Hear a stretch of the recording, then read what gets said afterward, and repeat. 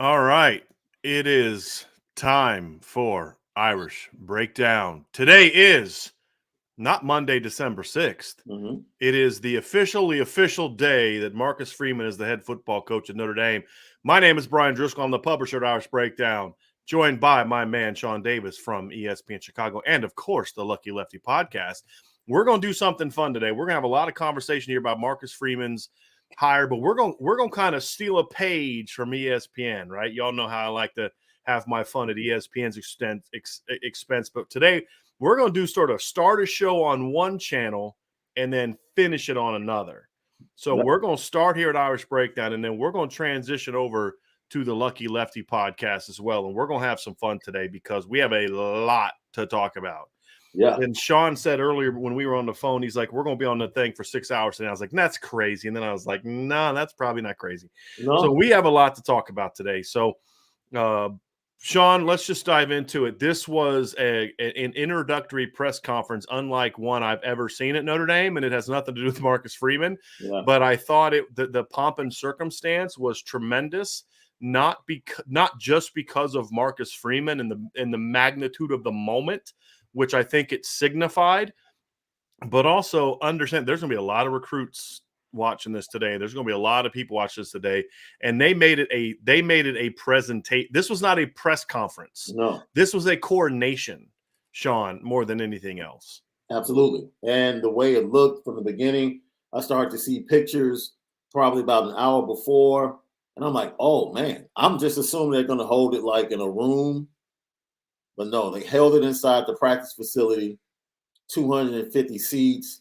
You see the band off to the left, and you start thinking like, yo, what's going on? You see the helmets in front representing the national championships, and you're thinking to yourself, like, this is almost like Caesar entering Rome. Like, what's going on? And then when you hear the band start playing, I got fired up.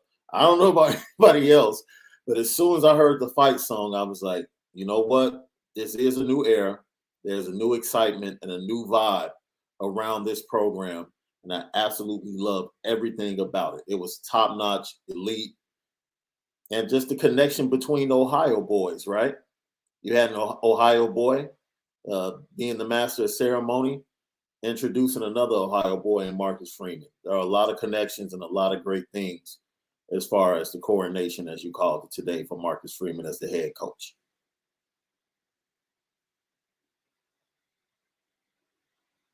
You're muted. I did it again. Brady Quinn, this time it was on me. This wasn't I tried to hit it. Brady Quinn was the MC of the event, which I thought was pretty cool. Fellow Ohio boy. We talked about that last night. A Notre Dame legend. I think it signifies, hey, this is something that the entire Notre Dame Nation community is a part of, right? So we're bringing back a legend. Who to introduce the new head coach. And you look at it, Sean, I thought then Father Jenkins talks, and then Jack talked a couple times, and then Jack got up there the second time, and I was curious what he was going to say. And a lot of people are like, just move on, get to Marcus Freeman. But I actually thought it was really important to hear. At first I was like, okay, Jack, we don't want to hear from you. Let's get to but he said some things, Sean, that I thought were super important. And the first one was he kind of went over the process. He made very clear, and this is what we said on the show. Mm-hmm. Yes, the players were excited about Marcus Freeman, but the players did not hire Marcus Freeman. And he said very clearly, like, it was a disservice. It's a disservice to the candidate, the quality of the candidate, if you just think we did this because the players wanted him. He got this job because no matter what the players said, he was the guy for the job. And I thought that was very, very important. Oh, it's very important. It's one of the things that I talked about. I was just concerned if you're going to give him the job because of the players, that's not going to serve anybody well eventually down the line, because you want everybody involved in the program to be on one accord. And he needs the full support of this entire program on and off the field. to be successful and to do some of the things he mentioned that he wants to do here at Notre Dame. So with that being said, I was very much looking forward to hearing from Jack. Actually, I wanted to hear what he said. I wanted to hear him go more in depth about the process. Nobody really asked him the question. I kept waiting for who were the other candidates that you talked to, if you did talk to other candidates. Nobody really pressed him on that. And I think you've been open enough to talk about some of those people that he did contact on your show. And with all of that being said, he gave us a peek into not only how he viewed Marcus Freeman just a year. I think it was 11 months almost to the day that he was on campus interviewing for the defensive coordinator position. And he was asked, did you ever think 11 months from that day that you would be the head coach? He was like, heck no, I never thought that would be realistic, but it is the reality today. Yeah. We had a super chat that's relevant to the conversation from Jay Clampton Investments. Jay, thank you for this. He says, tell me Notre Dame changed in front of my eyes today. This was different. And Sean, that's my big takeaway is this was not your typical, like, there's so much about this hire that is groundbreaking. Yeah. And not even in some of the social or cultural type of things. I'm just talking about from a football standpoint, right? 35-year-old coach, never been a head coach before. Right. That's not something you hear a lot about Notre Dame because of the past failures. You don't see a guy that's 35, only been at Notre Dame for a year. There's so many things that make this unique. But then also the things that about this hire that sort of tear down walls about Notre Dame. Yeah. Some of them being social and cultural, some of them being about the perception of Notre Dame. And Marcus Freeman has talked a lot about changing the perception. But the pomp and circumstance to me was a demolition of this notion that Notre Dame is this old, stodgy, stale, good old boy. We're still living off what happened in the 40s type of thing. Yeah. This is a new era. Not only is Notre Dame entering the 2020s, right? But we're now going to see Notre Dame leading it, and the manner in which, Brian Kelly walks into a press conference and he stands there the same way he has all these other guys. This isn't a knock on Brian Kelly, right? Not at all. I promise. It was Brian Kelly's introductory press conference was a lot like all the other introductory press conference. Guy gets up there and he just talks and asks questions. This was like I said, this was a ceremony. This was a coordination. This wasn't they didn't hold a press conference for Marcus Freeman today. No. They held a celebratory coordination for Marcus Freeman today. And that was such a tremendous symbol that they are tapping into the energy at Notre Dame right now. Sean, I have a buddy of mine who's from Pittsburgh. He's one of the hardest, roughest dudes I know. I mean, he's hardcore. He texts me this. He goes, Brian, this son of a just made me cry. When he started crying, it brought me to tears too. It's coming home.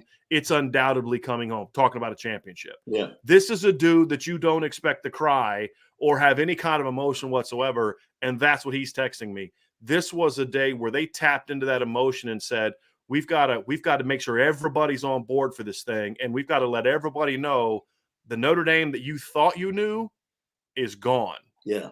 And we are now leaders again. And I got to tell you, Sean, I was just even beyond Marcus Freeman. Yeah. That had me fired up. Well, the overall theme of what Marcus Freeman said was what? We.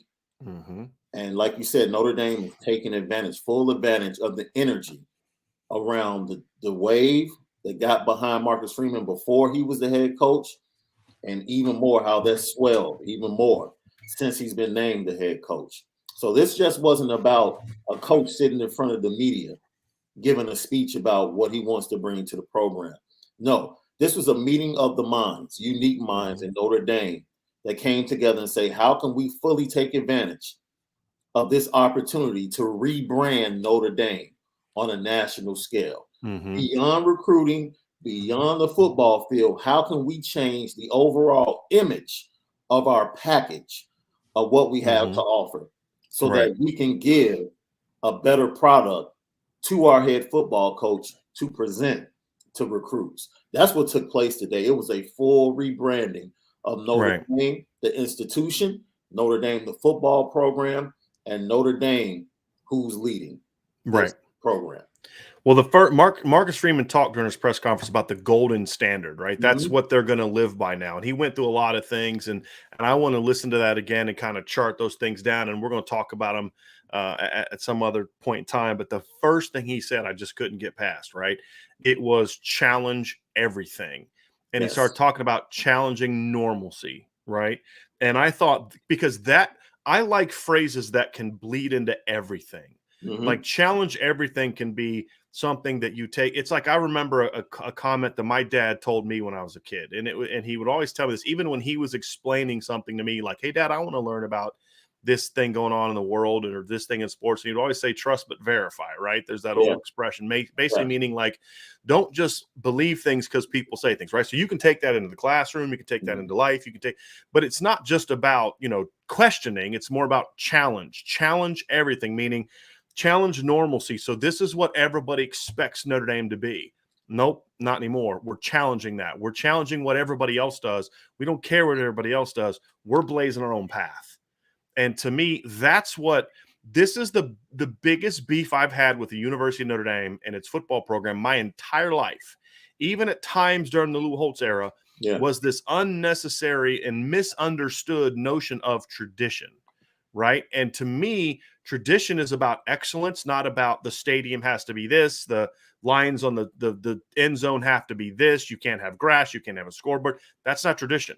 The original tradition, the establishment of tradition at Notre Dame was a very anti-culture, right? Because of the negativity of Catholicism and Irish Catholics at the time, right? It was a hey, if you don't want to play us and you don't want to let us in our league, fine. We're going to barnstorm all over the country something that nobody else is doing. Notre Dame, Newt Rockne with the things he did schematically that revolutionized college football. Notre Dame was a trendsetter. When they became Notre Dame, when Notre Dame became that program that everybody else wanted to be, it's because Notre Dame was doing things that nobody else was doing. And they went away from that for a long time. And I'm hoping, maybe I'm reading too much into this because I'm super fired up today, right? But I'm hoping that what we're seeing with this decision of who to hire as the coach and the manner in which they introduced him today, that we're seeing Notre Dame get back to saying, no more following, no more catching up. We are now setting the trends. We are now going to become that program.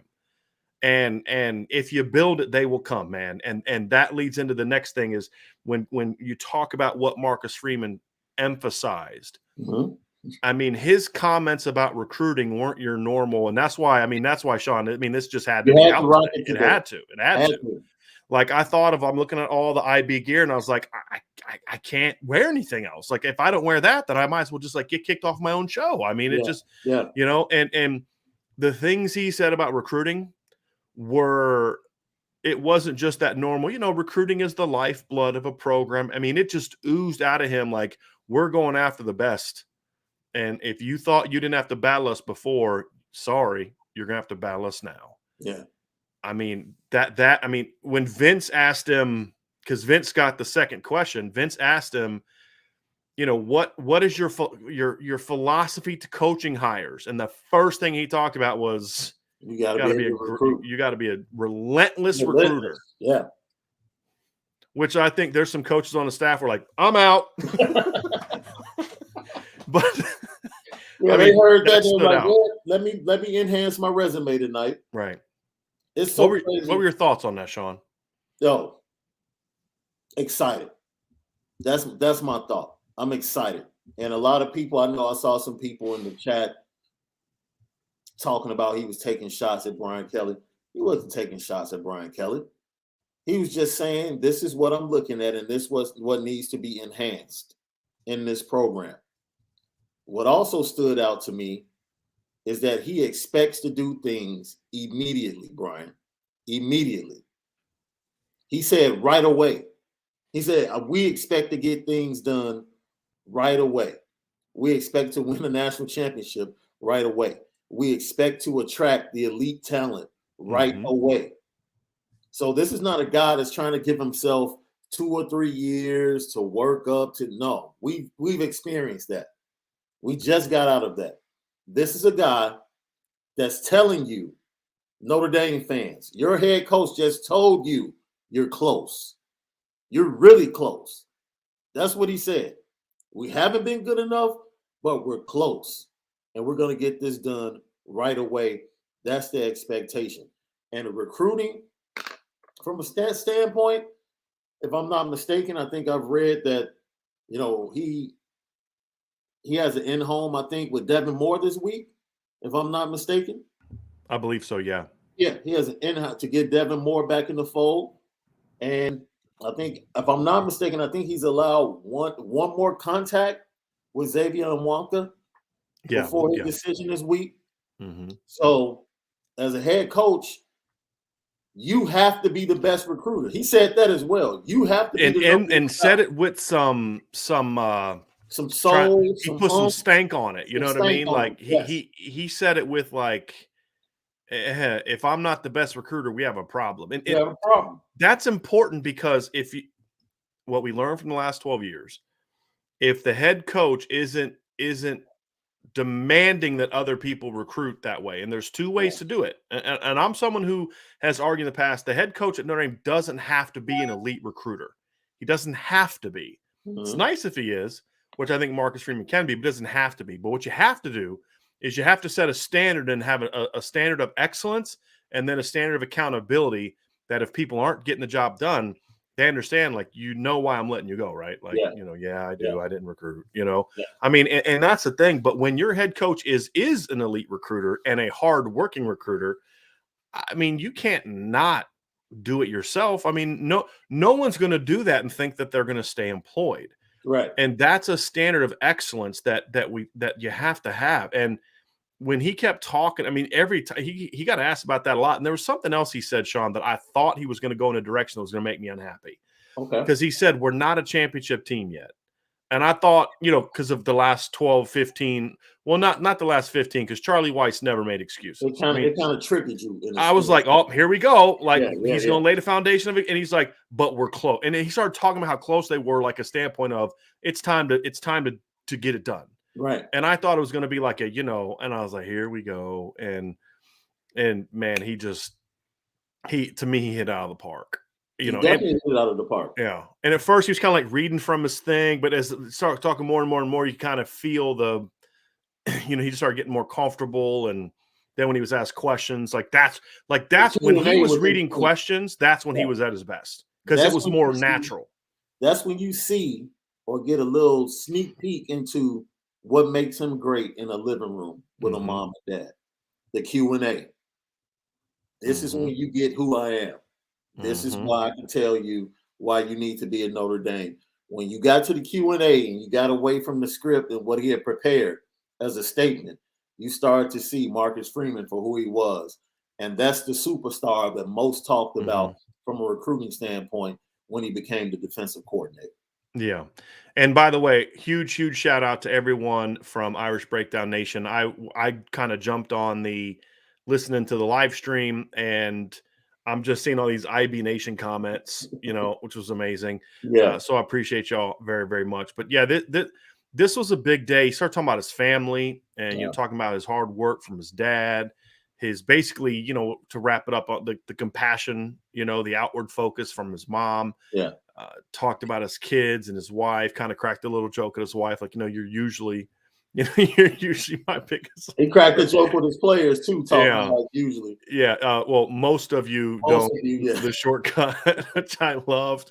But I feel like the other thing that hit me, and I am going to kind of take a shot at the previous coach in this one because it matters.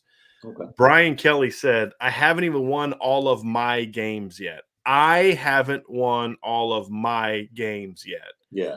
And then you hear Marcus Freeman talking about we. I mean, that's what you want a head coach to be about. The fact that it was Tommy Rees taking the opening press conference for the bowl game, not Marcus Freeman. Yep. The fact that and the other thing I love too, I back to recruiting. I completely forgot to talk about this. I'm all over the place. I'm so fired up right now. I'm just going to start muting myself because AJ said he gave a super chat and said he's going to give a super chat. I will donate a super chat every time Brian gets excited and accidentally mutes himself today. So there's another one you owe us, AJ, but I appreciate it. But he made a comment like when he was sitting around waiting on Jack Swarbrick to he said, I just got in my car and started heading towards a recruit. Like that's your immediate, like your go-to. Mm-hmm. Okay, I don't know what to do right now, so I'm just going to go recruit. Right. Oh man, that had me fired up. But the back to the other part is it's so clear that this is a thing where it's like, yes, I'm the head coach. Ultimately, the responsibility is on me to set this thing right. If we fail, I'm the one getting fired. If there's a problem, I'm the one getting the blame. But this is a we thing. We are going to accomplish this together. And I thought that was a huge, huge break from what we're used to hearing in the last 12 years. And he also spoke about how important it was to treat the people you work with a certain level of respect, which I thought is very important. We keep talking about rebranding and what Notre Dame did today, kicking in the door and stepping into 2021, going into 2022. We know what took place and with the former coach when he first got here, whether it was sideline antics, certain things that happened that were outside of his control. Some people thought they were totally within the parameters of his control. There was always something along the way. Marcus Freeman, in 1 year, I guess, felt in some way, form, or fashion that needed to be changed or enhanced within the program. And for him to feel that for just one season, kudos to something else. And this ties that in. And I'm sure we'll talk about it. I'll just tease it until you feel like it's time to talk about it.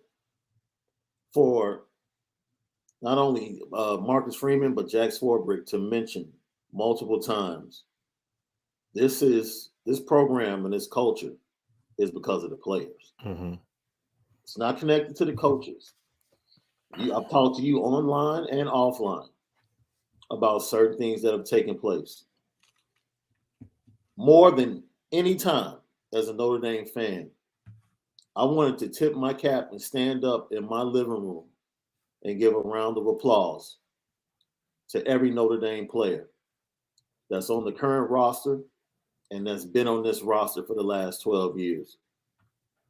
Because to get to a culture to where no matter what happens, no matter how anyone is being treated, we're going to be successful because of us and how we feel about each other.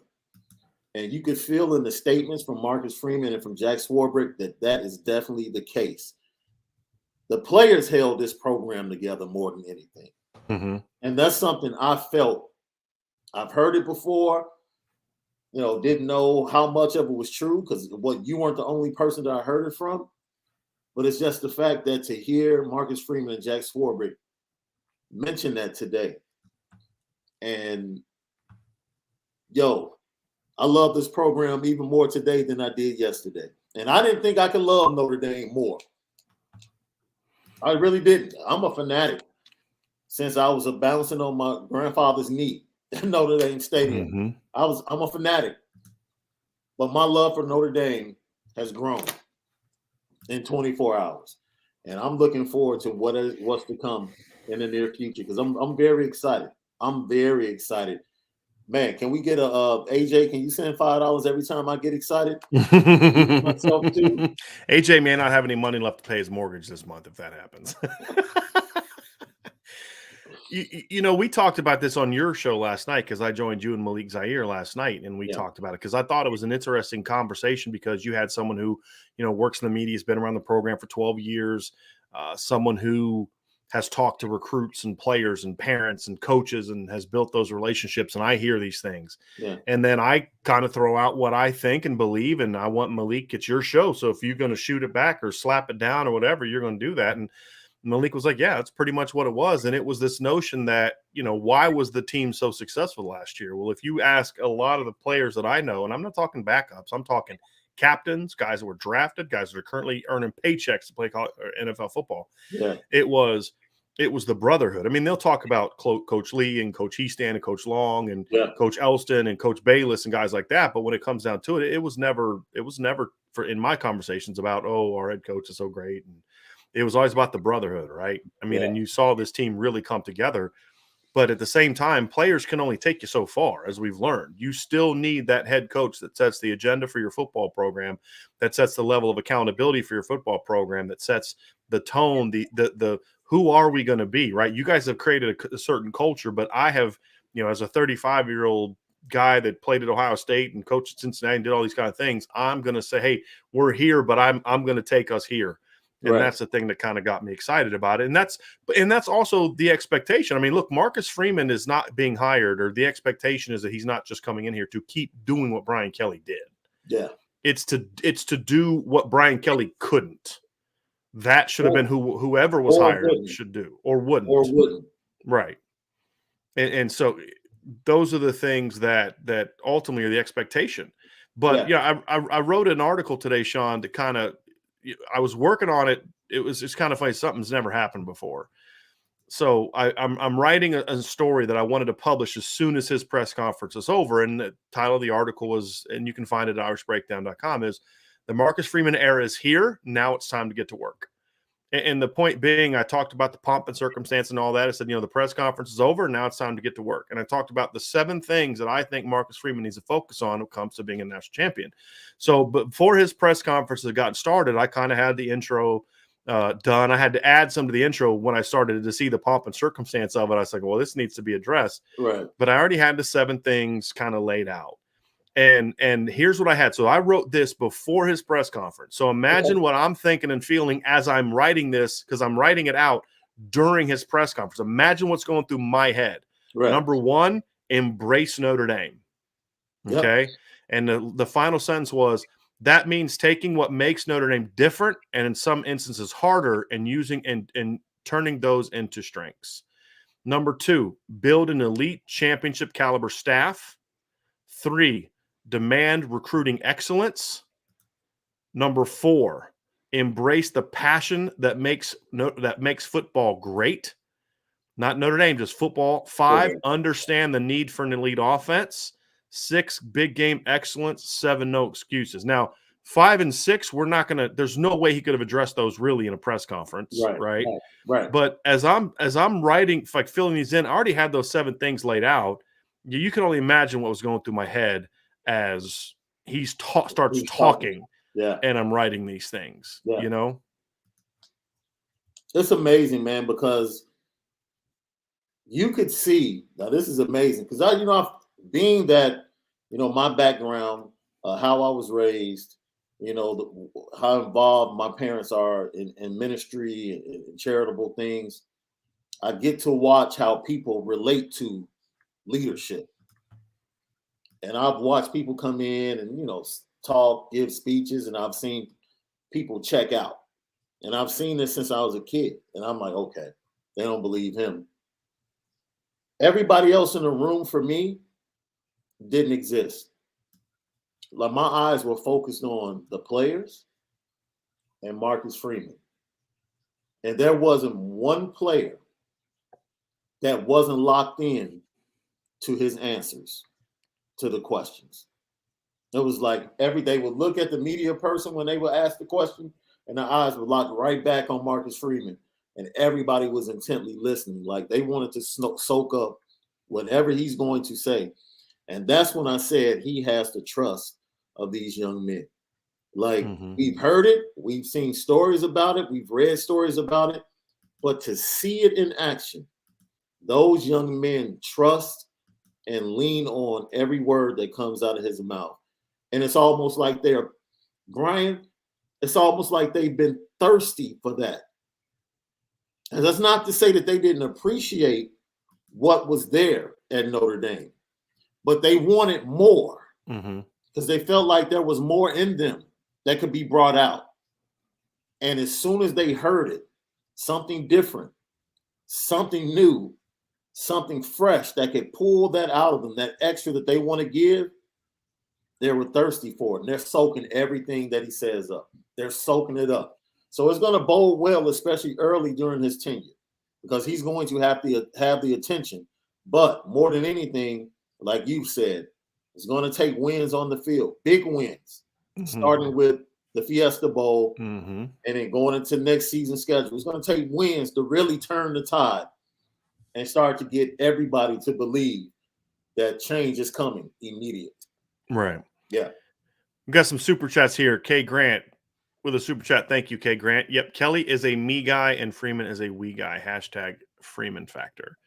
And there's been a lot of that kind of, there's been a lot of that I've heard from a lot of people, Sean, is just the words that are used from one guy compared to the other, and I mean, I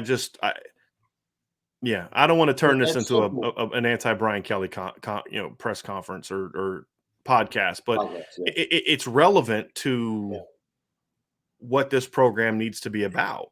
Yeah. I mean, I feel like you need to be willing to embrace personalities and while also making sure that you're the leader.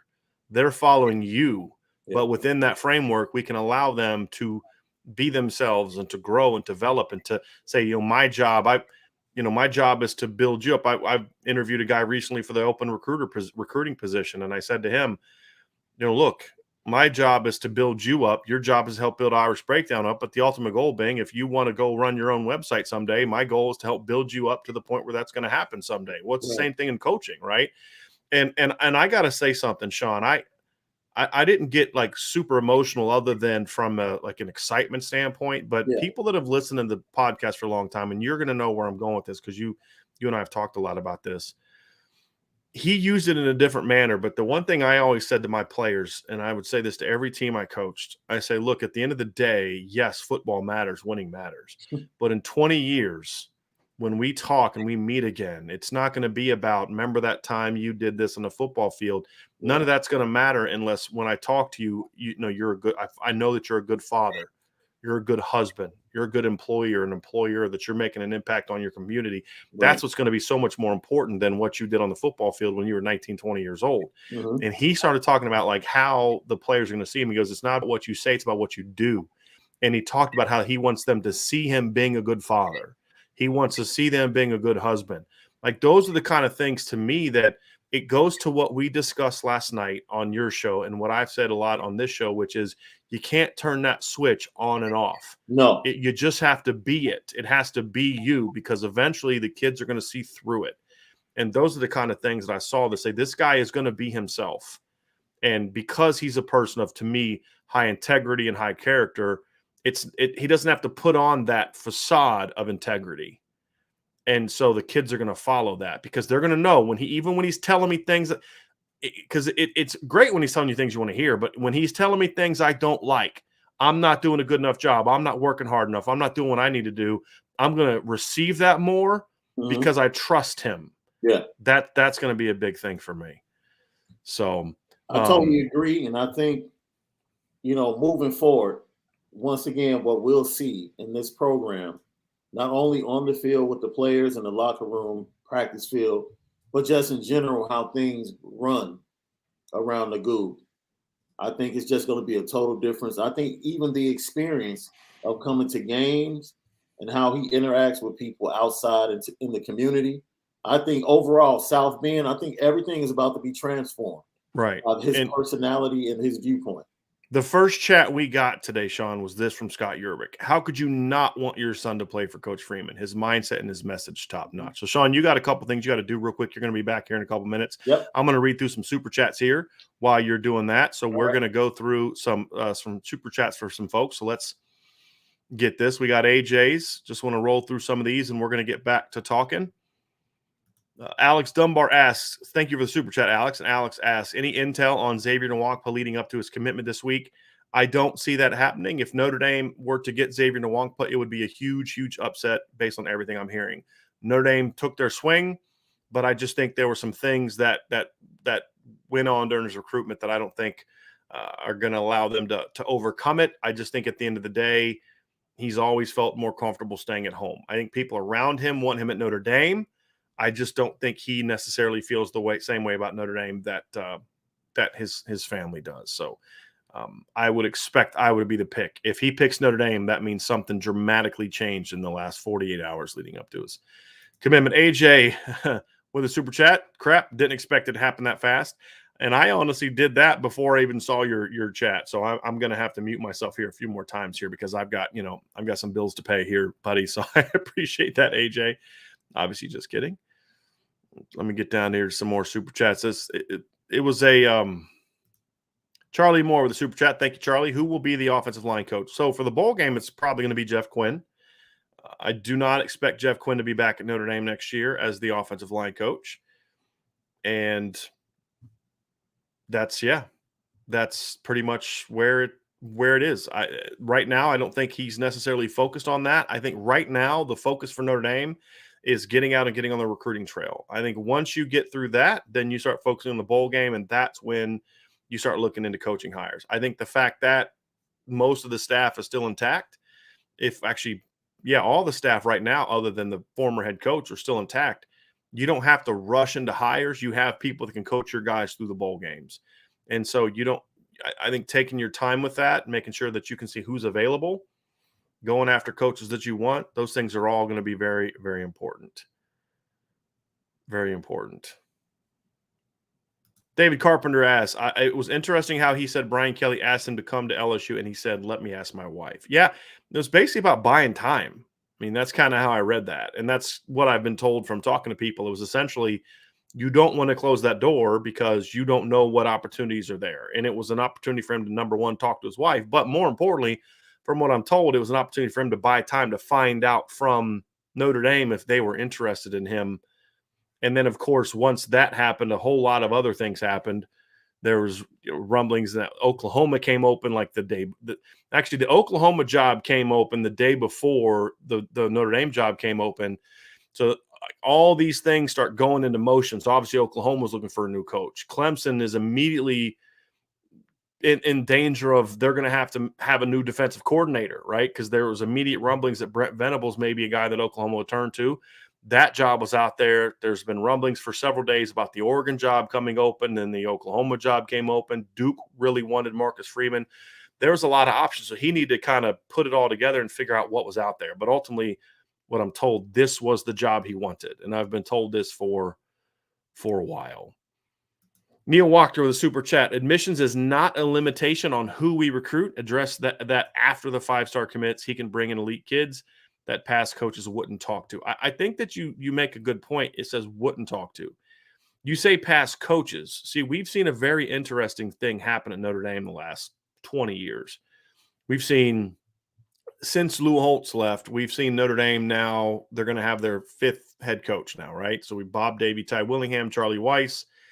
You had Brian Kelly, and now Marcus Freeman. So this is your 5th head coach since Brian Kelly or since Lou Holtz left. And you had some coaches that were not hard workers on the recruiting trail, were unwilling to go to battle with certain recruits. Well, Brian and those coaches did not bring in top recruits. Then you had Charlie Weiss, someone who was more than willing to battle for top recruits, and he got 5-star kids all over the place at positions, people, top 100 kids all over the place. Then Brian Kelly comes in, and interestingly enough, Brian Kelly signed a lot more 5-star kids his first 4 years at Notre Dame than he did recently. And I think it came down to he was not willing to put in the work that he did before. I think that's what it boils down to. Well, that's not going to be an issue for Marcus Freeman. He's going to put in the work. And it's not so much about going after 5-star commits. It's about going after the best talent that fits what we do. And some of those guys are going to be 5 stars, and some of those guys are not going to be 5 stars because 5 stars are not always the best players, right? There's a lot of 5-star defensive ends from Isaiah Foskey's recruiting class that I don't think any of us would trade Isaiah Foskey for. And I think that's the key. Some of those guys will be 5 stars. Some of them won't. It's about finding the best talent possible. And I think that's going to be the key for Marcus Freeman. But in not being a guy that just looks after the recruiting. Like, I know Georgia, for example, I've been told many times that they actually care about recruiting rankings. And that should never impact what you do. It's about you finding the best players that you like, that you want, that fits your system. RJG Irving, mute money, sharing the load. Go Irish. Thank you, RJ, very, very much. Matt D with a super chat. Marcus Freeman wants his staff to be recognized for their work. Kelly wanted to be recognized for everyone else's hard work. Oh, that's really good. I would love to hear Sean's opinion on that one when he's ready to get back into the channel. Sean, you ready to go? All right, here we go. Sean is back. He's ready to go. I would love for you to comment on this one right here, Sean.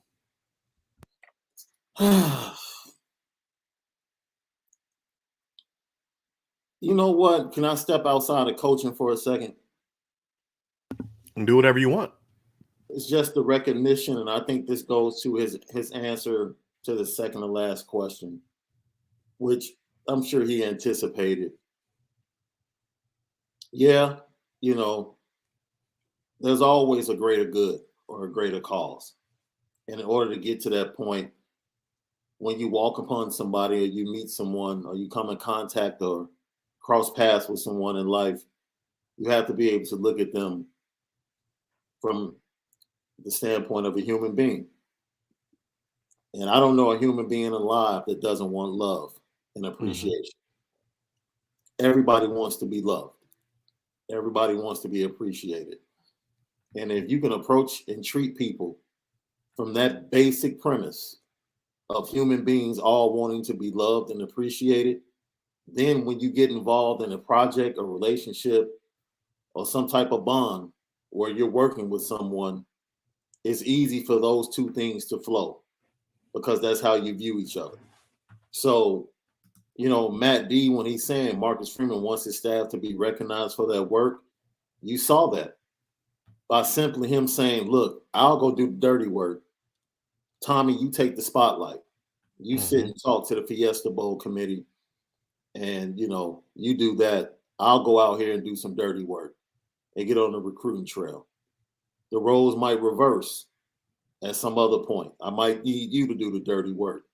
In other words, Marcus Freeman might be the head of this thing, but he's not too good to do the smallest thing that needs to get done. And that's what you need from a leader. You know how you recognize other people and appreciate them? By going down there and getting down and doing the same work that they do. And saying, it's not just about me delegating. I'll work with you. I'll help you. And you help me. Mm-hmm. It's one of the greatest things my father has taught me is that, come down here, clean up this bathroom. Yeah, I know who you are. I know who I am. And I know who you are in accordance to me or in connection to me. But guess what? I need you to come clean these bathrooms. And I didn't like it, but I came to understood the humility it truly takes to be a great leader. Because great leaders are looked upon as being powerful and strong. But one of the greatest attributes of any leader in any way of walk of life is the humility it takes. Because you can't relate to people if you're not humble. Mm-hmm. You can't. And what you saw before you or what you have seen before you with Marcus Freeman on multiple times throughout this weekend, whether it's on national TV or today's press conference, you've seen a young man that understands who he is, understands the blessing and him being in this position and how he got here, and is very humble to be at the forefront and willing to do whatever it takes to bring success to this program. And it's not about me. It's about we, as one of the other posters and super chat said. Absolutely. And I commend, once again, for it to get to this point, and I have to keep pointing this out, for it to get to this point, for him to be able to take the reins of a program that's on the cusp, salute to every player that is a part of the culture that got Notre Dame to this point. Not to discredit Brian Kelly in any way, but the players that got the program to this point. Once again, salute to the work that you've done over the last 12 years to get Notre Dame right back to where it belongs and where it needs to be, ultimately, hoisting a national championship and hoisting that trophy. I think when I think of leadership, Sean, I think power is important in a leader. I think Mhm. that confidence is important in a leader. And Yep. and I'm not saying you didn't, I'm making a point. Yeah. I think that being able to hold everyone accountable, being able to sometimes have a very, very firm hand to say, this is the standard. And if you don't match it, I love you, but you got to go. Right. But the best leaders understand that there's also a level of of passion and compassion and respect Mhm. and appreciation. Like, hey, I'm going to demand excellence from you. Any good coach knows sometimes, I mean, I think parenting is like this just from my experience because my dad was like this. Yeah. Sometimes a firm hand was needed, but it was almost always followed by eventually uh, a hug. Yeah.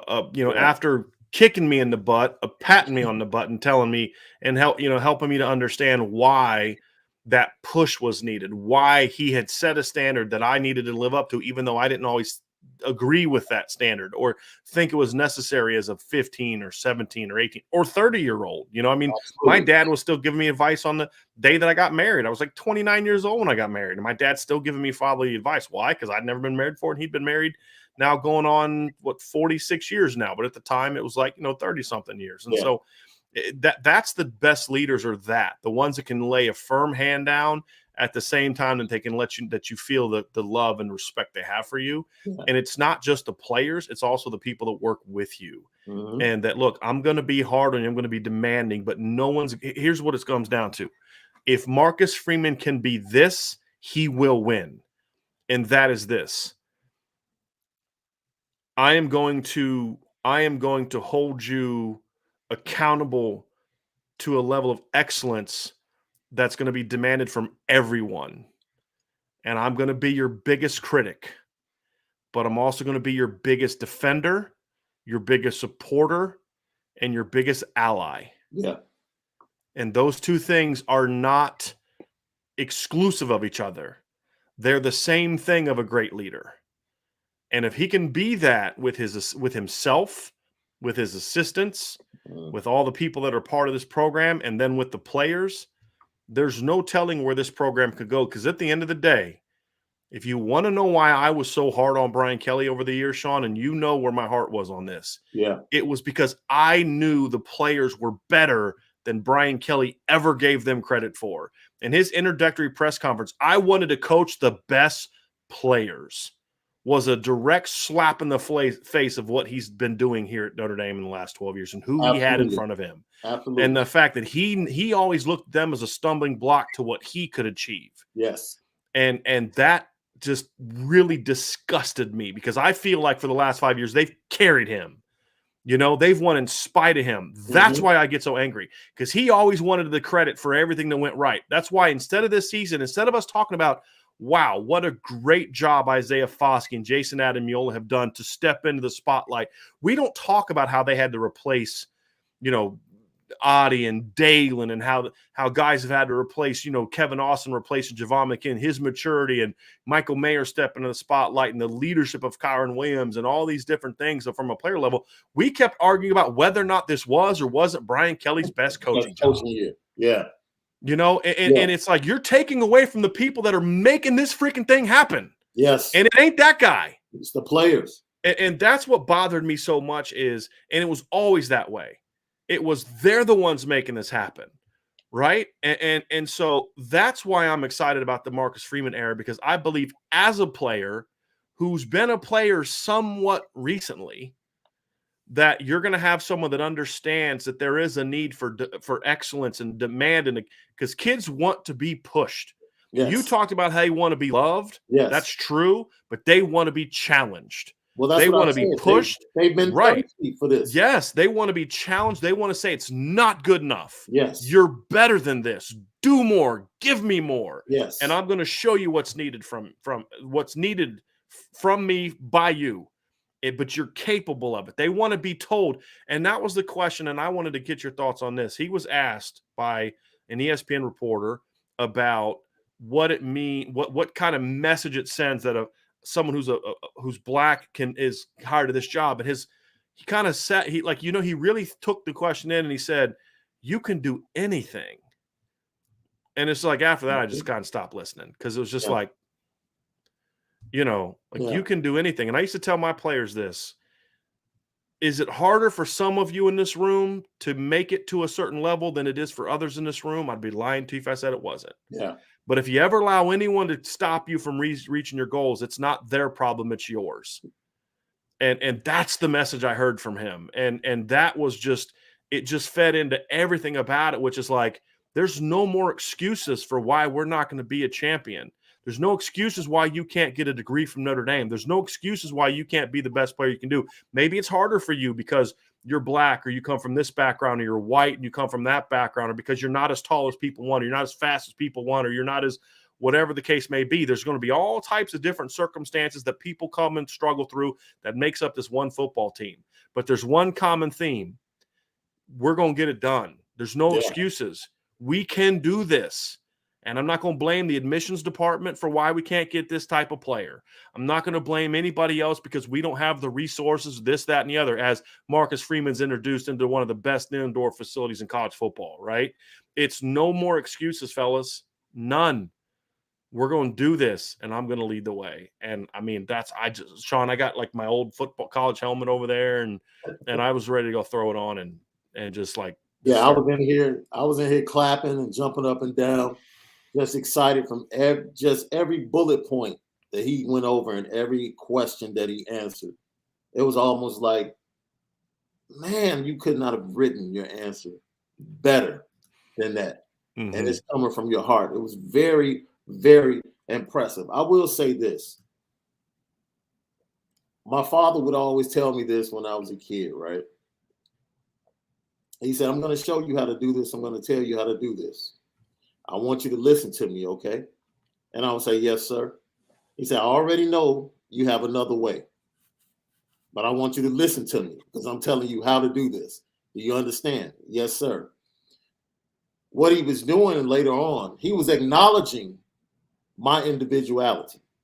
Like, I know you have a mind of your own, so I'm not telling you have to do it this way. But if you listen to me, son, I'm telling you how to do it the right way. And when you have someone like Marcus Freeman, you have 16, 17, and this goes back. I'm sitting there and I'm looking at Jack Cohn. He's 6'4", 6'5". He puts on that uniform. He looks like a grown man out there on the field. Kyron Williams looks like a grown man. Tyler Buckner, big, stocky, puts on the uniform, the helmet, looks like a gladiator. Brian, these are kids. Mm-hmm. These are 17 and 18 and 19-year-old kids that need leadership, that need love. They can't afford to have somebody around them that's two-faced, that they can't trust, that at the end of the day, when the rubber meets the road, is going to point to them and blame them for what's going on. Mm-hmm. So for me, I'm happy. Not for myself as a fan, but I'm ecstatic for the kids that exist at Notre Dame and for the kids that are to come. Mm-hmm. That their experience is about to be enhanced and is about to equal to what it should be at a prestigious university like Notre Dame. Yeah. The players deserve better. Yeah. And have for years, which is why we've been so hard on Brian Kelly, because we know people connected to the program. We've talked to players, you have, and we knew what was going on. And it was, they do not always feel like they had someone that had their back. No. It was very much a business. Hey, look, man, I came here. I'm trying to get a degree, and I'm trying to go to the NFL, and I'm playing for my brothers. But at the end of the day, it's like, we like to use military references here, right? You can fight for your brothers all you want, but if you don't have a general leading you in a battle with a proper plan of attack that you also know is not going to put you out there to just be lambs to the slaughter, that's if he asks you something, you're going to do it willingly because you know he has your best interest at heart. Yeah. And you'll go to battle anywhere. You'll go to war anywhere. And that's the thing is, hey, Bama, bring them on because we know that we're good enough and we know Coach Freeman is going to put us in position to be successful. Yeah. Those are the things that I saw that I wanted to see from this press conference and hear from him. But it's not just that, because Sean, the reason we're excited before the press conferences, that's the stuff we've been hearing since last January. Yeah. Since he's been here, are those type of things. To come full circle to like tie up the knot on what I was saying. I said what my father used to tell me to bring it to the point that Marcus Freeman consistently talked about the unique minds of his players. You won't find a locker room anywhere in the nation like a Notre Dame locker room. Mm-hmm. It's just not. It's just not. Malik tells me all the time what it was like to be the roommate of a Steve Elmer. Mm-hmm. He's like, dude, like this dude is like when he made the decision to leave for the opportunity that he did in politics, I totally got it. Mm-hmm. The dude was like, he was different. And you don't get that anywhere else other than Notre Dame. And for him to embrace that, to recognize it, and to say, I am going to appreciate every different mindset and thought in this locker room, and we're going to do this together, collectively. Right. That means I respect you. I respect your mind. I respect your uniqueness. And it fits in here because Notre Dame is the most unique football program in America. Oh, man, he did everything today, tied everything in perfectly to what Notre Dame truly is and how special it is. Or what it should be. What it should be. What it should be. Absolutely. A couple super chats here before we bring in another special guest. Spark 5219. Listen to the radio back in the era with my parents sitting around the kitchen table. This is the most excited I've been since the Holtz era. Marcus Freeman has it. I've heard that. Sean, I know you have too. We've heard that a lot from people. A lot. That, older folks. I've been a fan since 60 whatever, 70 whatever. Yeah. And it's just the same. Like, I haven't been this excited in a long time. And we get a lot of that. Here's a good question from Michael S. Super chat from Michael S. Do you think he is tough enough to be an elite coach? Tough enough to his assistants and his players to win big games, a.k.a. Dabo, Saban, Dabo, et cetera? Explain. I think that, yes, because we've seen him do it as a defensive coordinator.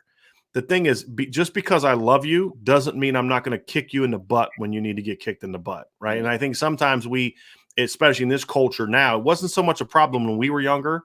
It just kind of was. That's what parenting was, right? It was, your punishment is because I love you, because I'm trying to make sure you don't learn now, so you don't make a bigger mistake down the road, right? And I think we've kind of lost that. Like if I hug you, if I love you, if I'm praising you, then it also means I can't be in your face telling you that's some bull spit right there and don't ever do that again, right? And demand excellence. And is he tough enough to fire a coach that's not getting the job done, whose wife he knows and his wife's friends with that guy's wife and they know their kids and they play together? That's going to be the true test. We don't know the answer to that. I mean, that ultimately I could say whatever. Yes, I think he will. I don't know. He's never had to do that before. You never know until you're put in that situation.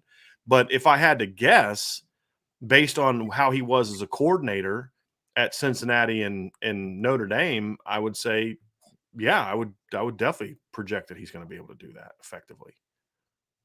I mean, based upon what I'll just say it, what Kyle Hamilton has said on his own podcast, I would have to think he definitely doesn't have a problem with loving you 1 minute and then letting you have it. When you need discipline, when you need to be told, no, you were wrong. This is the right way to do it. Perfect example at Notre Dame, Harry Heastan. I want to bring in Malik for this one. Yeah. If you've ever been at a Notre Dame, Malik Zaire from Lucky Lefty Podcast, former Notre Dame quarterback, is joining the show. If you've ever been at a practice where Harry Heastan was coaching, you heard curse words like you've never heard before. You heard butt chewings like you've never heard before. You also had a position coach that no position coach on the staff had more love and respect from his players. Malik, am I right or wrong? Because, yes, I'm MFing you and I'm demanding, but they always felt it came from a place of it's because I believe you can be great. Yeah. And he always was that way. I mean, that's the thing is we've kind of got a little bit soft as a culture in some ways, in my opinion. But just because I'm in your face going off on you doesn't mean that I don't love and respect you. Number one, this is a violent game built for tough people. And number two, I'm on you because I care. It's the old coaching adage. When I stop coaching you, that's when you should worry. Yeah. Malik, thoughts? That's 100%. Harry Heastan was the definition of an old school coach that you actually liked. A lot of the old school coaches you hear about are guys that are tone deaf to their team, but Coach Harry Hiestand is different. You know, he's not tone deaf. He's very locked in to what his guys and the success of his guys are doing, but he takes his guys back. That's the difference between a coach that gives you tough love like he does, because he's going to take your back. He's not going to let anybody else yell at you. He's not going to let any other coach say nothing or anything like that. Everything that he wants to address is going to be from him, but he's also going to show you a lot of love, and he's going to keep you after practice. He's going to do all the things that you would want from a coach that you want to be coached by. And then if you think about just the success that he's had with guys in front of you and the guys that are doing great now, that's just a testament to, if you just stick it through, you can really see the other side of greatness. And that's rare, because not too many coaches have that effect on a player, especially as the years goes on and more players come in. Coach Hiestand has got every guy locked into the same system, and they take a lot from him, because not only is he knowledgeable, you know, guys aren't stupid. Guys know when a coach knows his stuff. And because of that, Coach Harry Hiestand not only knows his stuff, but he demands technique that, you know, is much appreciated from the guys, because they can see the results.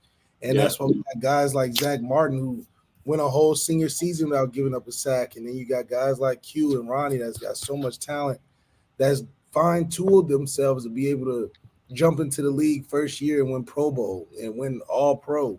That's hard to do, but you know, that structure Harry Hiestand had is clearly a defining backbone for a lot of success we had in the meat of those 12 years of Brian Kelly era.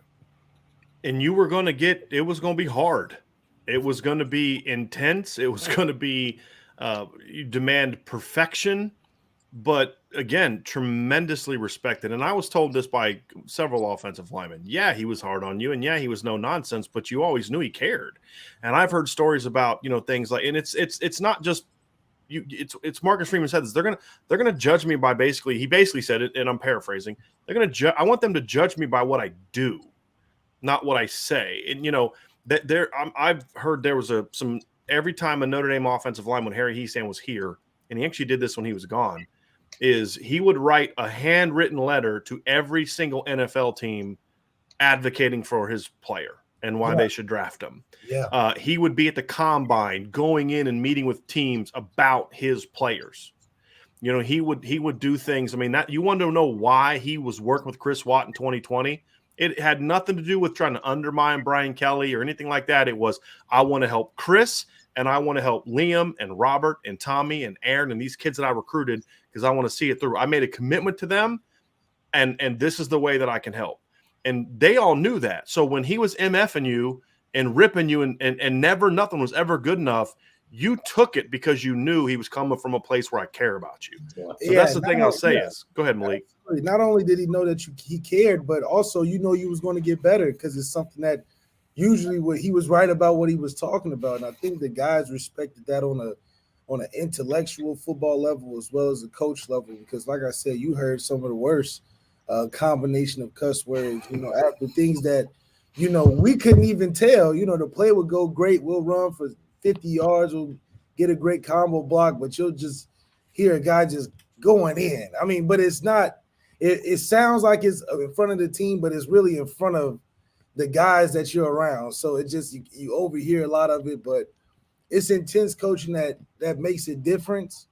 And that is something that, like I said, Coach Kelly knows how to bring those guys in, and he brought a really special coach in with Coach Harry Hiestand.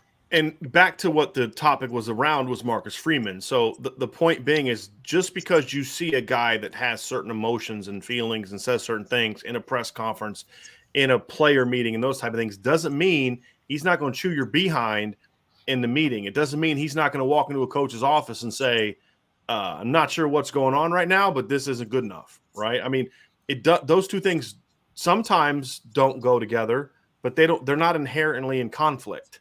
It's just about what they're going to do. Now, I don't know what kind of head coach Marcus Freeman is going to be in that regard. Sean doesn't, Malik doesn't, because he's never had to do it. But if you look at what he's done as a defensive coordinator and is any indication of it, he's had to bench kids. Yeah. Right. Some of these kids he's recruited and loved, right? He's had to take playing time away from kids, all these type of things. He's had to, look, there's been coaches he's had to say, hey, look, sorry, this isn't going to be, this is going to work for you as an assistant. I would imagine it'll translate to a head coach. But at the end of the day, none of us know until he actually is put in those situations. That's right. That's right. And that's the good part too. That's the part of the unknown that we don't know about it, but we can get some kind of details from how he's been in previous years and some of the tough decisions he's had to make. It's only amplified now that you're the spotlighted head coach. But I think the mentality that he carries himself with and the energy he carries himself with, it's not going to be a tough transition, as much as some people would think. In my opinion, I think he can hit the ground running, knowing that he's got people on the same page. Usually when it doesn't work out, it's because you don't really have the total concept of every part of a head coach, from the team to the assistant coaches to the support from the administration. I think he's got all three, and that's going to be a good starting point, especially for a tough first challenge in your first game at home or away. Got a couple more super chats here from some people. William Wolf says, dang, I knew I should have bought the second home in South Bend. Do you anticipate real estate skyrocketing in the area? That's already started happening before Marcus Freeman took over here. We kept getting our monthly estimates of our home's value, and I'm just sure glad that we bought our house when we bought our house. That's all I'm going to say to you. All right. But to the point of that question, I think that's something that I'm curious to see.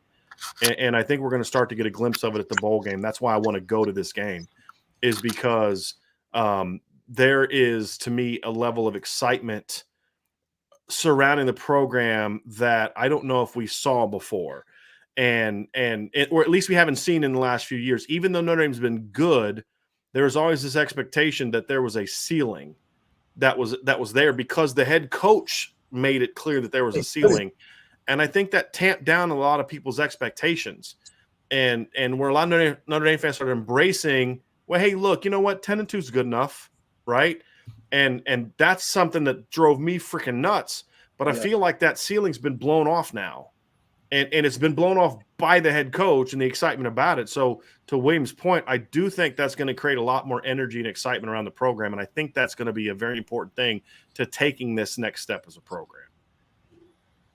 Thoughts on that, guys? Yeah, I'm definitely excited. I think, once we win those crucial one or two games, I think it's going to just increase the intensity at school, because that's really what it's talking about and coming down to, is these one or two games, the Ohio State next season, or, one of the big ones that can actually determine our destiny for the college football playoffs. So with this ceiling being taken off and now the sky truly is the limit, I think it's going to get the right encouragement, at least for Airbnbs to get back in there.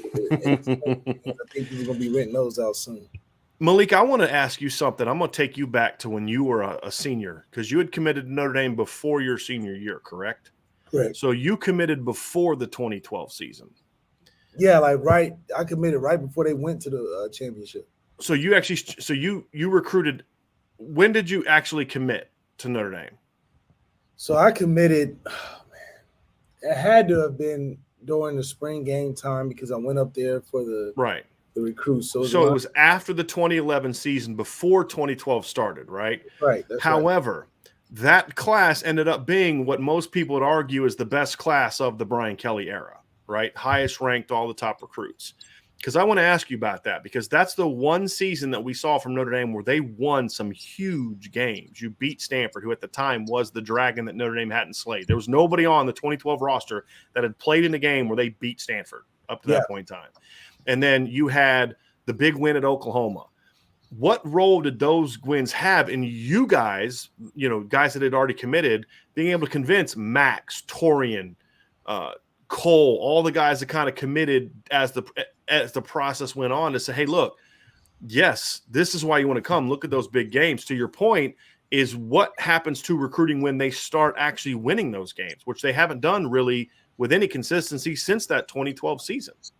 Well, the hype from the season that we started to have gained momentum, and it gave us some credibility when me, Devin Butler, James Onwualu, we were really out there pushing for guys like Jalen and Greg Bryan, and I fortunately got a chance to recruit Will personally when he came up and visited with his parents, and I was at school already. This was the spring, because I was early enrollee, so I was pretty heavily active in recruiting the class that we ended up having, just because I was the quarterback, and I felt it was a responsibility, man. At the time, we were in a good spot, but I thought that I needed wanted to get some of those top guys that they had talked about at school, just because I didn't want to miss that lull and not going back to a championship. Sometimes you go to a championship like LSU and don't sniff it for another 10, 15 years possibly. So it was important, and we understood the early enrollees that we had to be active in the recruiting.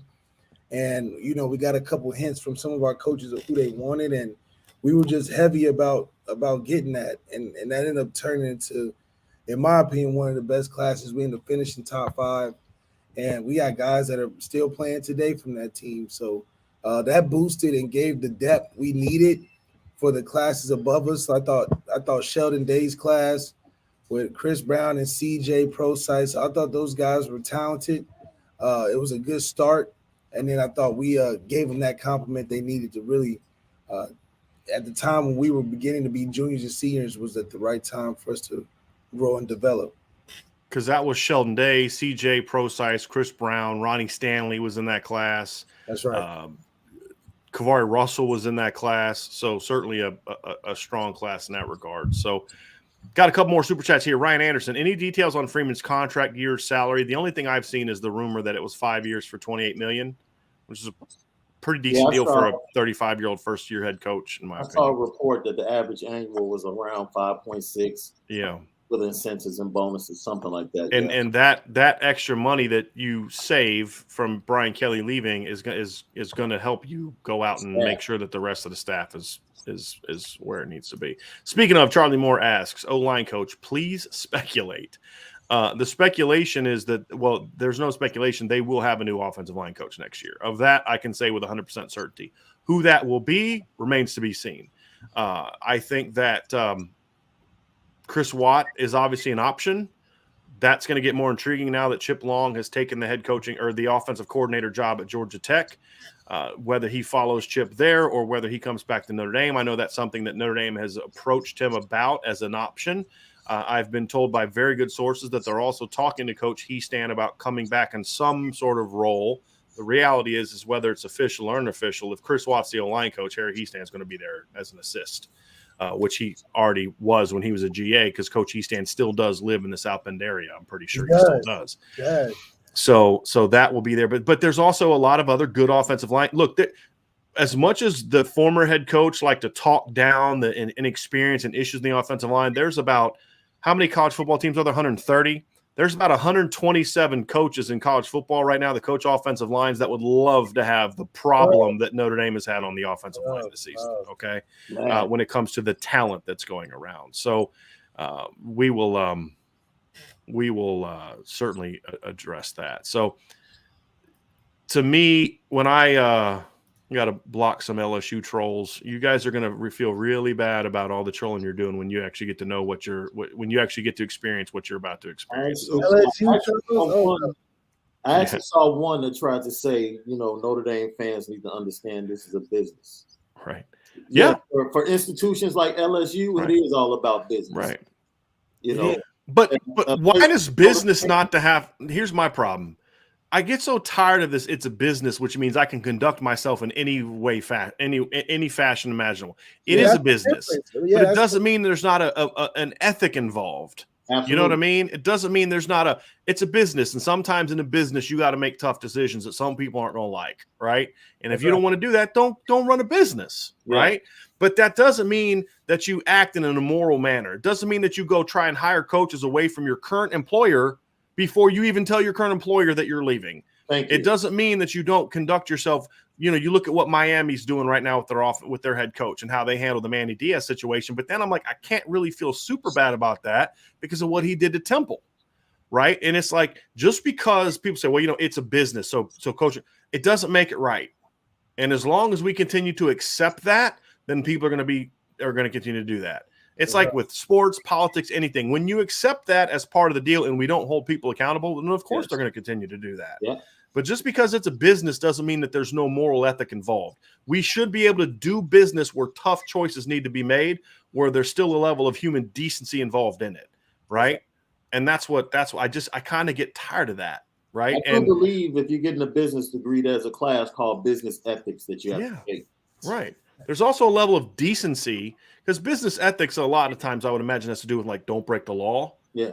But there's also a level of you may have to make a tough choice, but do it with class and respect. And What flat would you out, suggest Coach Kelly do to be ethically correct in the situation? I think number one is be above board. When you get hot, when you accept the job at LSU, I got no problem with that. I'm not mad that Brian Kelly left. I'm actually happy that he left. I mean, anyone that knows me knows this. Malik, you definitely know this. Sean, you definitely know this. But there's the thing. What you don't do is you don't lie to Tobias Merriweather's face. Yeah. You don't tell Del Alexander to tell him that it's BS, that's it's happening when yeah. you know that's not true. You don't try to poach Tommy Reese and Marcus Freeman, Mike Elson before you've had the decency to tell your employer that you're not going to be there anymore, right? The whole thing about not meeting the team. I mean, how long do you expect that meeting to be? I mean, that part didn't really bother me. I mean, he could have done a Zoom call for all I care. Right. Especially with his relation with the players. It's not like they all wanted to hug it out with him before he left. It wasn't like they was all sad to see him go. Right. So I don't get that. I don't mind that. I don't mind the fact that the players found out before he said anything. I mean, first of all, as soon as you accepted the job, your first responsibility should have been text the players. Yeah. And let Jack Swarbrick know before you did anything else. Right. Let Jack Swarbrick know, text the players. Before you do anything else, before you start offering the jobs to other people and all these other kind of things, that's what you should have done, right? But leaving Notre Dame, I got no problem with that, right? Because the season's over. Yeah. I understand that. If you can't wait a month for them to do it, I got no problem with that. It's just there's just a way you treat people in how you go out and how you come in, and that's always been lacking with Brian Kelly because there was never well, I'm not going to treat you this way because it's not what's best for me. Yeah. And that's always been Brian Kelly's thing. Brian Kelly's going to do what's best for Brian Kelly. And Yeah. there's a time and a place when that's okay. Yeah. And there's a time and a place when you're the head of an organization where you have people under you that it's not okay, right?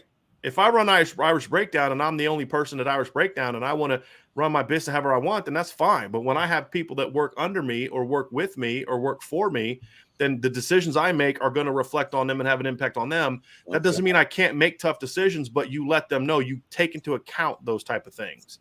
And that's what I've always felt was lacking from Brian Kelly. It's just, I'm going to do what's best for me. I'm going to say what's best for me, even if that means I got to throw Sam Mustipher under the bus. Yeah. Even if it means I got to throw somebody else under the bus. Lie to a recruit. Even if it means I got to tell everybody we lack explosiveness when I've got Miles Boykin and Chase Claypool at wide receiver. Whatever you got to do to make yourself look better, you're going to do. That's not business. That's not business. That's called wrong, no matter what you're doing. Taking a job, you got to do what you got to do. As long as you're not lying to people about it. And look, that's what I said. With all due respect, when he was asked about the USC job last week, he didn't say, "Hey guys, I'm not going anywhere." No, it's not. He said, "I'm happy here, but for the right amount of money, I can be bought." I mean, he said it. No disrespect. No problem with that. No problem with that. I don't have a problem with it either because he was honest. Right. Now it didn't take $250 million, but but the point is he made it very clear that day for the right price. Jump shit. Yeah. Just don't eat my mama's brisket when you just took the job, when you stepped out the room. At least, okay, one serving to eat my mama's brisket for a serving out of respect. Right. Don't go back for seconds and thirds when you know you're about to lie to my face. Yeah. That's literally just took the phone call to accept the job 30 minutes ago. And you're sitting here at my mama's table eating her brisket and barbecue shrimp. And you got the nerve to then, like you said, to have Dale lie to me when we call and ask about the rumor. Right. Yeah, you couldn't text him. He had the coach text the kid. Right. Damn. Right. Yeah. So, but is anyone in this chat surprised by that? No. At least he talked to Cincinnati. Malik, you've been open on our podcast saying he lied to you. I mean, it's on TV. He lied to me, but I think it's just crazy that a person that can go to that length for whatever reason at the time that you're going through it. I mean, he's clearly focused on himself at any sacrifice, but that also results in a certain level of consistency. Even though that's a tough way of going about it, he gets the results in a really crummy way. Let me ask you a question. Let's go back to the 4-8 season, right? I've talked to Brian, and one of the things I said is that it showed me, or it was shown to me more than any other time, that the players that have come through Notre Dame the last 12 years are truly responsible for the culture that exists and Notre Dame being on the cusp of winning a national championship. When you come off of that 4-8 season, or you're going through that 4-8 season, and then you go into the next year and start this run of consecutive 10-win seasons, what is it that's so special about the Notre Dame locker room that's different from any other locker room in America that keeps that core and that culture together?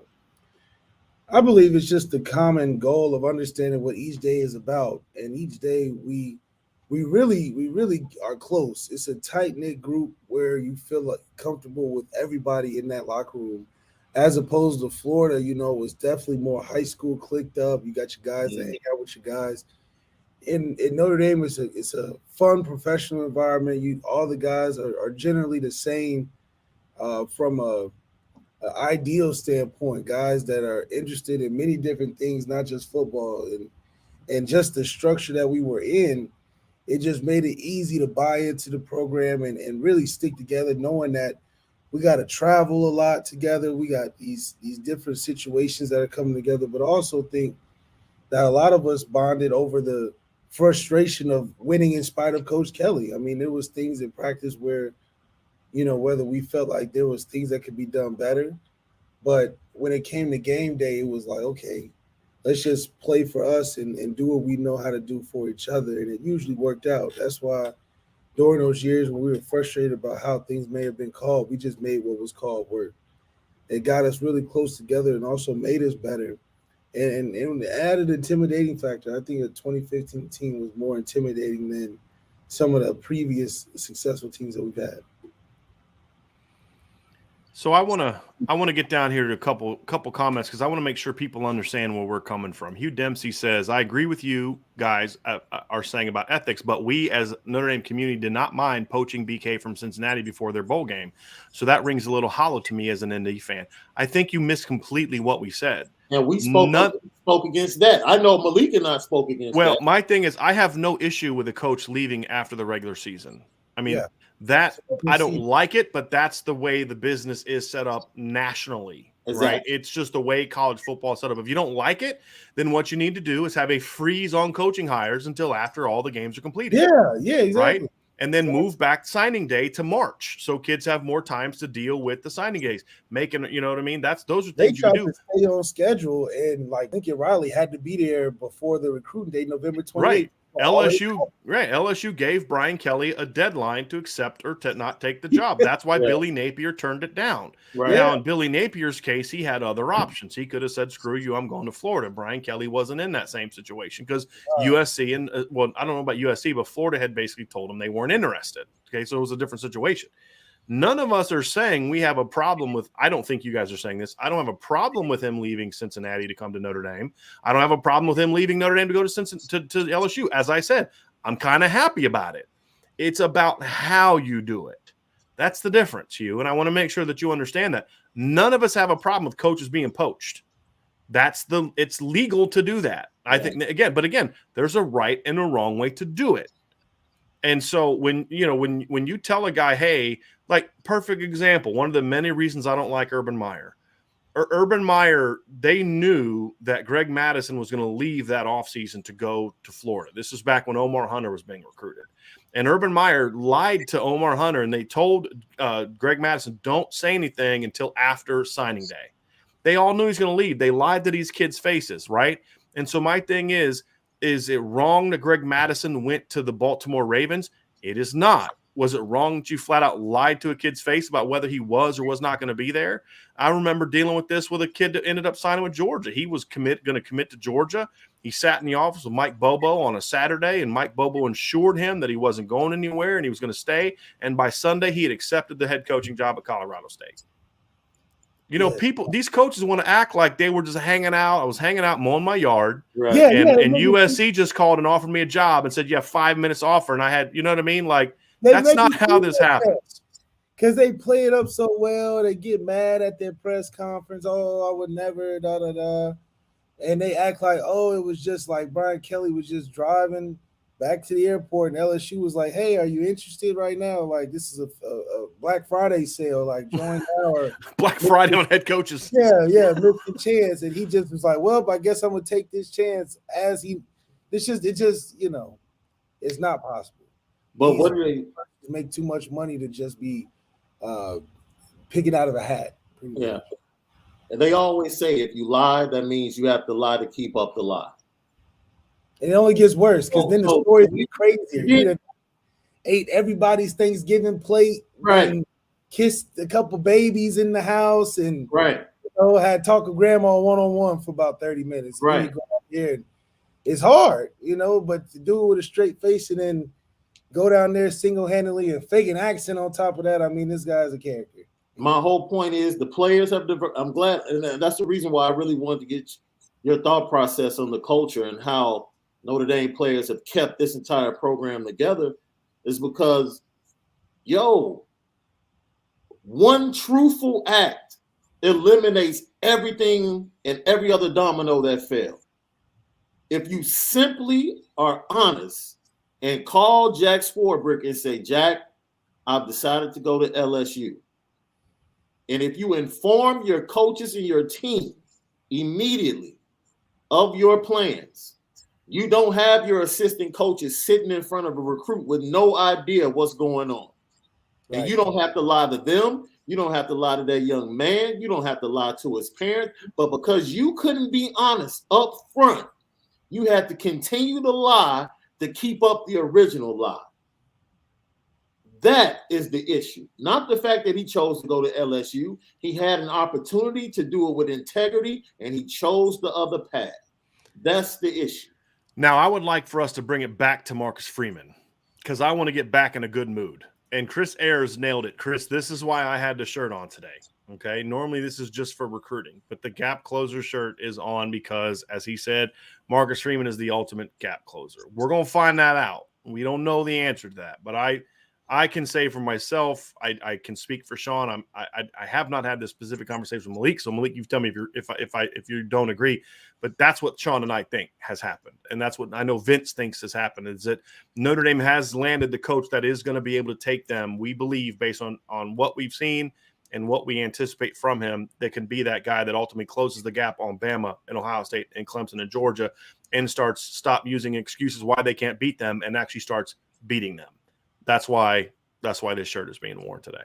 That's right. I mean, Coach Freeman definitely gives you the confidence and the mindset that's up there with a Nick Saban and Dabo. Like, if I had to take Coach Freeman in the dark alley against him and Dabo and Saban all in one, I think Coach Freeman would come out on top. I wouldn't say Nick Saban's like 75. I would hope that Coach Freeman could take but Coach Saban, you got to watch out for that guy, But even with Brian Kelly, I wouldn't say the same. Like, I wouldn't go to war with a Brian Kelly personality. I think it would be more of a self-driven, I got all these nice things Notre Dame has to offer. I'm going to just use that as a motivation to get there. But I do think that edge has been cut. Like you said, the ceiling has been taken off. The sky's the limit. And we actually feel like it's a real chance. I can see a Marcus Freeman holding up one of them trophies over at the end of the season and the confetti coming down. You can feel that. You can kind of see it. So that's a different feeling. I feel like Coach Kelly, if we did that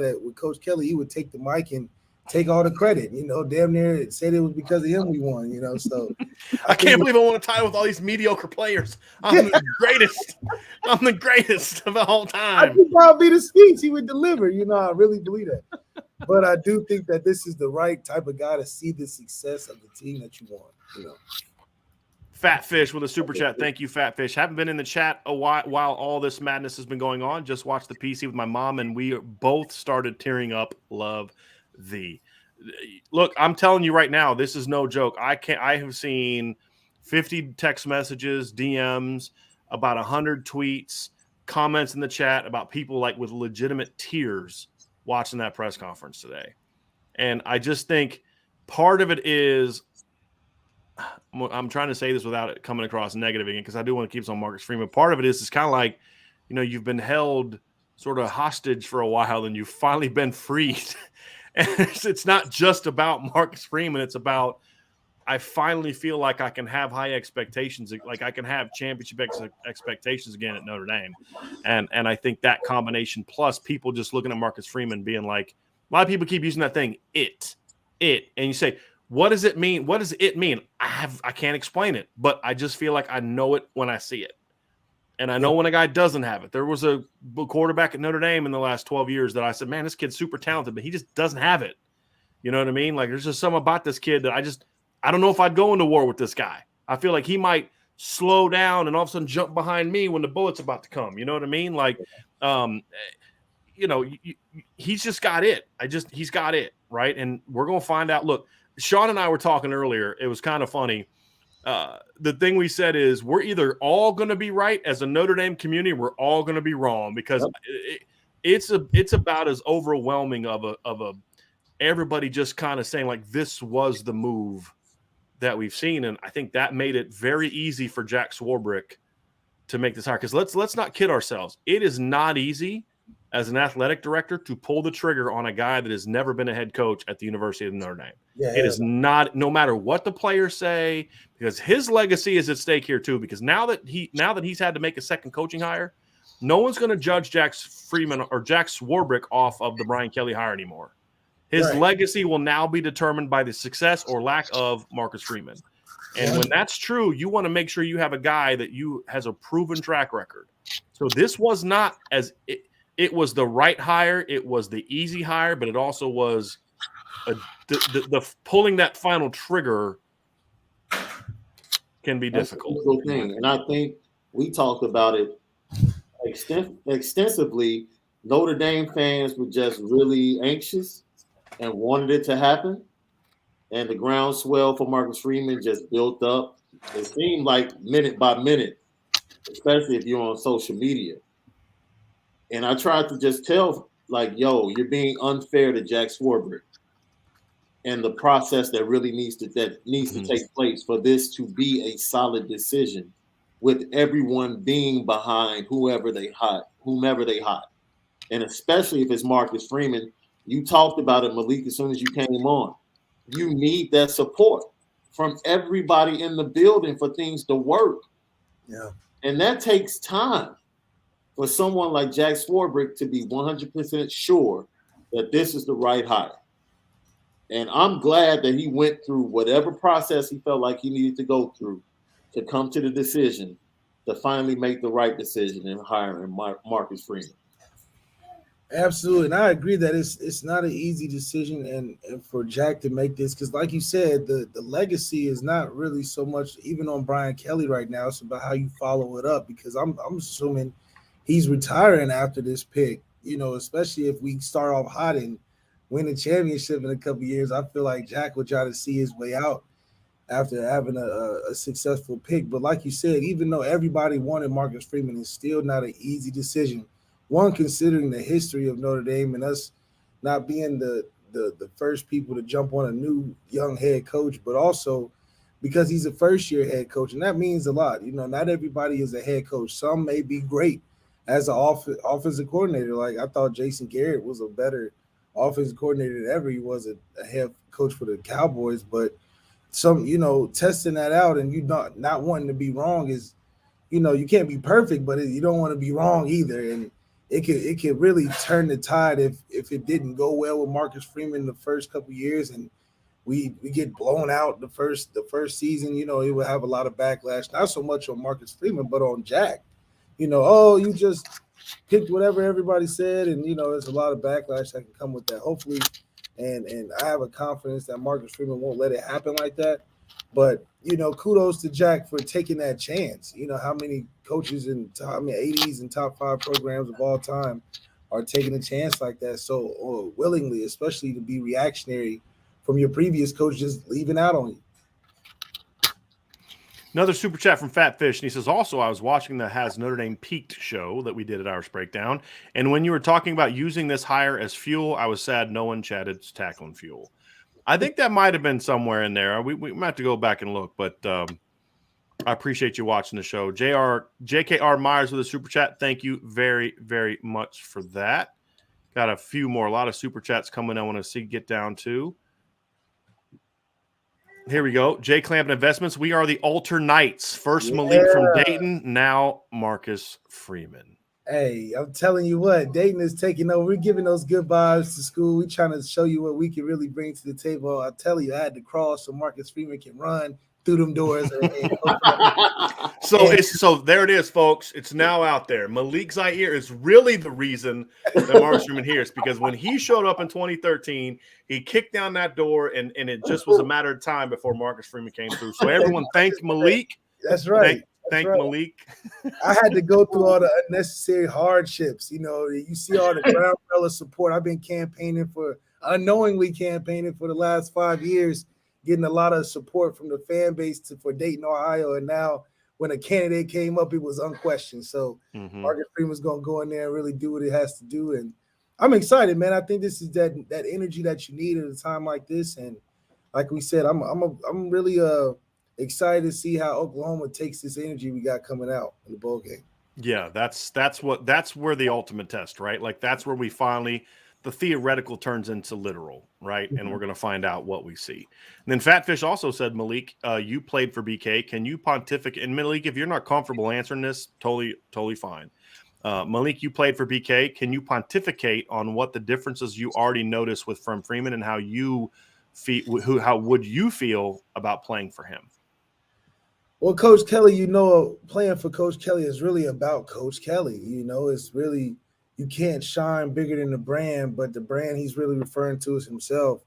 So in that case, I feel like the main difference between Brian Kelly and Marcus Freeman is that you know what you're getting with Marcus Freeman and you don't know what you're getting on the day-to-day with Brian Kelly. Some days you would feel like he's a player's coach. That's your guy. He's going to talk to you and all this stuff. And then some days he might walk by you like he's never seen you before, and you're not going to know because he's always keeping that political do right answer, So I think with Marcus Freeman, you get a sense of genuineness to where if he tells you you suck, you probably suck. That's just his honest view, but he's not trying to say it out of spite or anger. He's going to, tell you the truth. And I think that's a huge difference from a player's perspective because that trust level is what really keeps a player there. Usually when players leave, they just stop trusting what is going on around them. So I think the trust level and the genuineness of what you're going to get from Marcus Freeman and a relatable guy every day as opposed to a coach that's probably had thousands of football players. And at this point for him, it's just about getting to the next check. So that's the main difference. And I think just moving forward, the guys will feel more refreshed. They don't feel like the Marcus Freeman knows so much more than the players do to where they can't relate.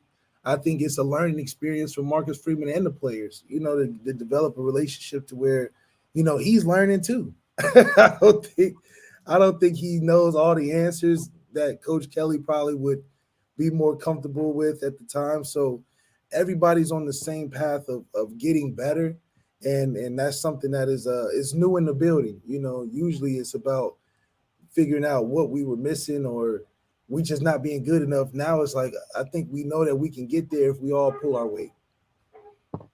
Michael S. with a super chat. Michael says, by not having a secure O-line coach now, won't that hurt us with recruits who would want to know who the position coach is before signing? O-line is the core. A couple quick things on that. Number one is, for all we know, they know who the O-line coach is going to be, and they're already telling recruits. I'm not saying that's the case, but the second part is, at the end of the day, that is an important thing. But some of these kids have been committed to Notre Dame for a long time, and some of these kids like Joey Tanona, Ashton Craig, Ty Chan, they committed to Notre Dame because Notre Dame is Notre Dame, right?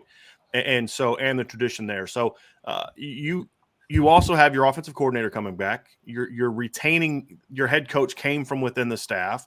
There's a level of continuity that's going to make these young men feel confident and comfortable. And any that aren't confident and comfortable won't sign in 2 weeks, or actually now it's going to be 9 days, and they'll just wait till February. Okay. But I think most of these kids understand that, I guarantee you this conversation has happened, and I can't tell you this firsthand, but I guarantee you if these coaches are who I think they are, hey, listen, you guys understand I'm the offensive coordinator, or if Marcus, I'm the head coach.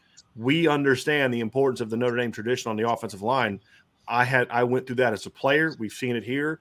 I can assure you that we are going to get the absolute best coaching situation possible.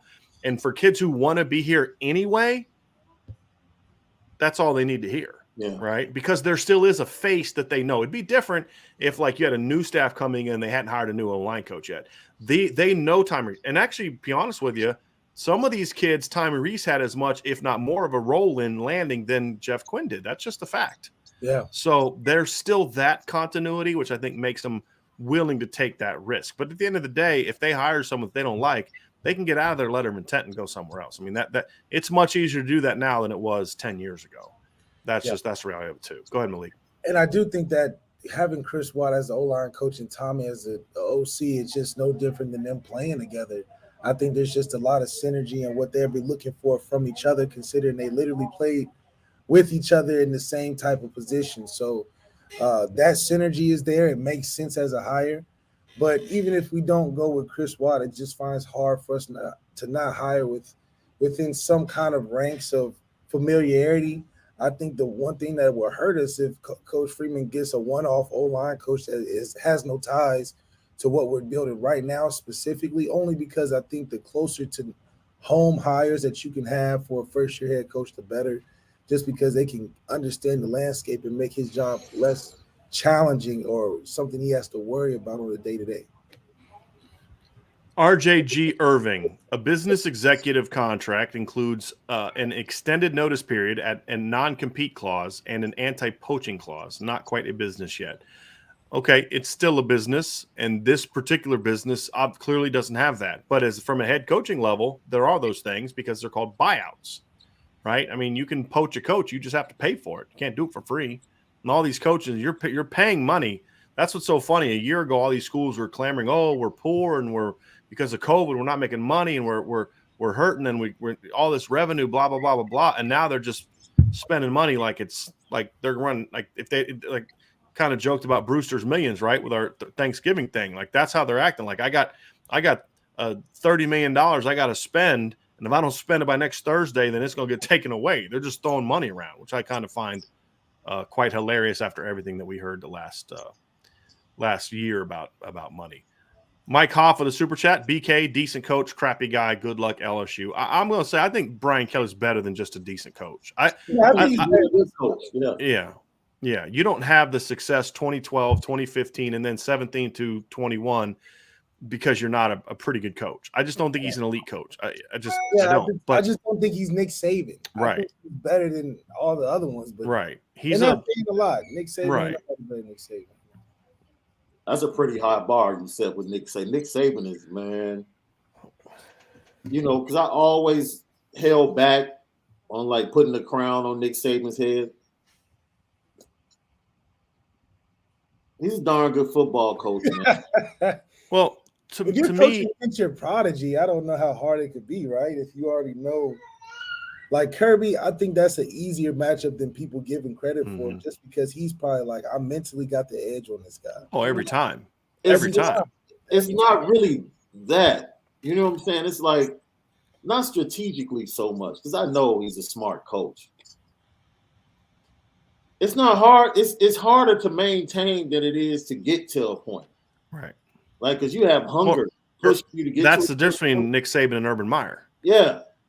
Urban Meyer can build up, and he's like that really bright sun, and then it just kind of goes out, right? Where Nick Saban's been able to maintain a level of dominance for 15 years. And that's the thing about Brian Kelly is, I don't like Brian Kelly. I think the way he ran the program the last 5 years kept them from getting to the next level, but it also helped them get to a level of consistency we haven't seen at Notre Dame since the late 80s, early 90s. Right. But also, you're not a decent coach if you've won. Like, he didn't accidentally win everywhere he went. If he was just a decent coach, he doesn't do what he did at Grand Valley and Central and Cincy and Notre Dame. Yep. Right. He was a flawed coach that was unwilling to look in the mirror enough to make the tough choices to take Notre Dame to greatness. But he was still a good football coach. And yes, I don't like how he handles things, but I don't think any of us would sit there and say Brian Kelly's just a decent coach. I think you, sir. Here we go. Wendell, $5 super chat. Thank you, Wendell. Marcus Freeman is our Mike Tomlin. The presence is off the charts. I hope he has more consistent success than Mike Tomlin, but Mike Tomlin did get a Super Bowl, right? Didn't he win a Super Bowl with the Steelers? Yes. Yeah. They beat the Cardinals. Yes.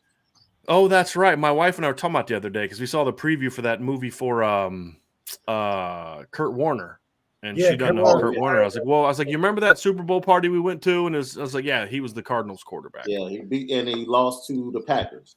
Yeah. If I'm not mistaken. Yeah, with Rodgers. Rodgers, yeah. Maine says, I am a Trojan, but man, I love your new coach and will root for Notre Dame. I know, Sean, you're dealing with a lot of that from people who aren't Notre Dame fans that are like, man, I really like that guy. Yeah, I think that'll be a great game.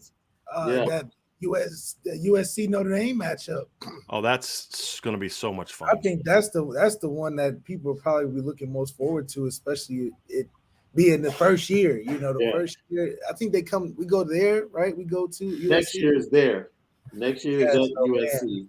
And that's probably at the end of the season. So that's probably a chance for the playoffs against Lincoln Riley. That might be a narrative we have to talk about. Yep. That's going to be a lot of fun.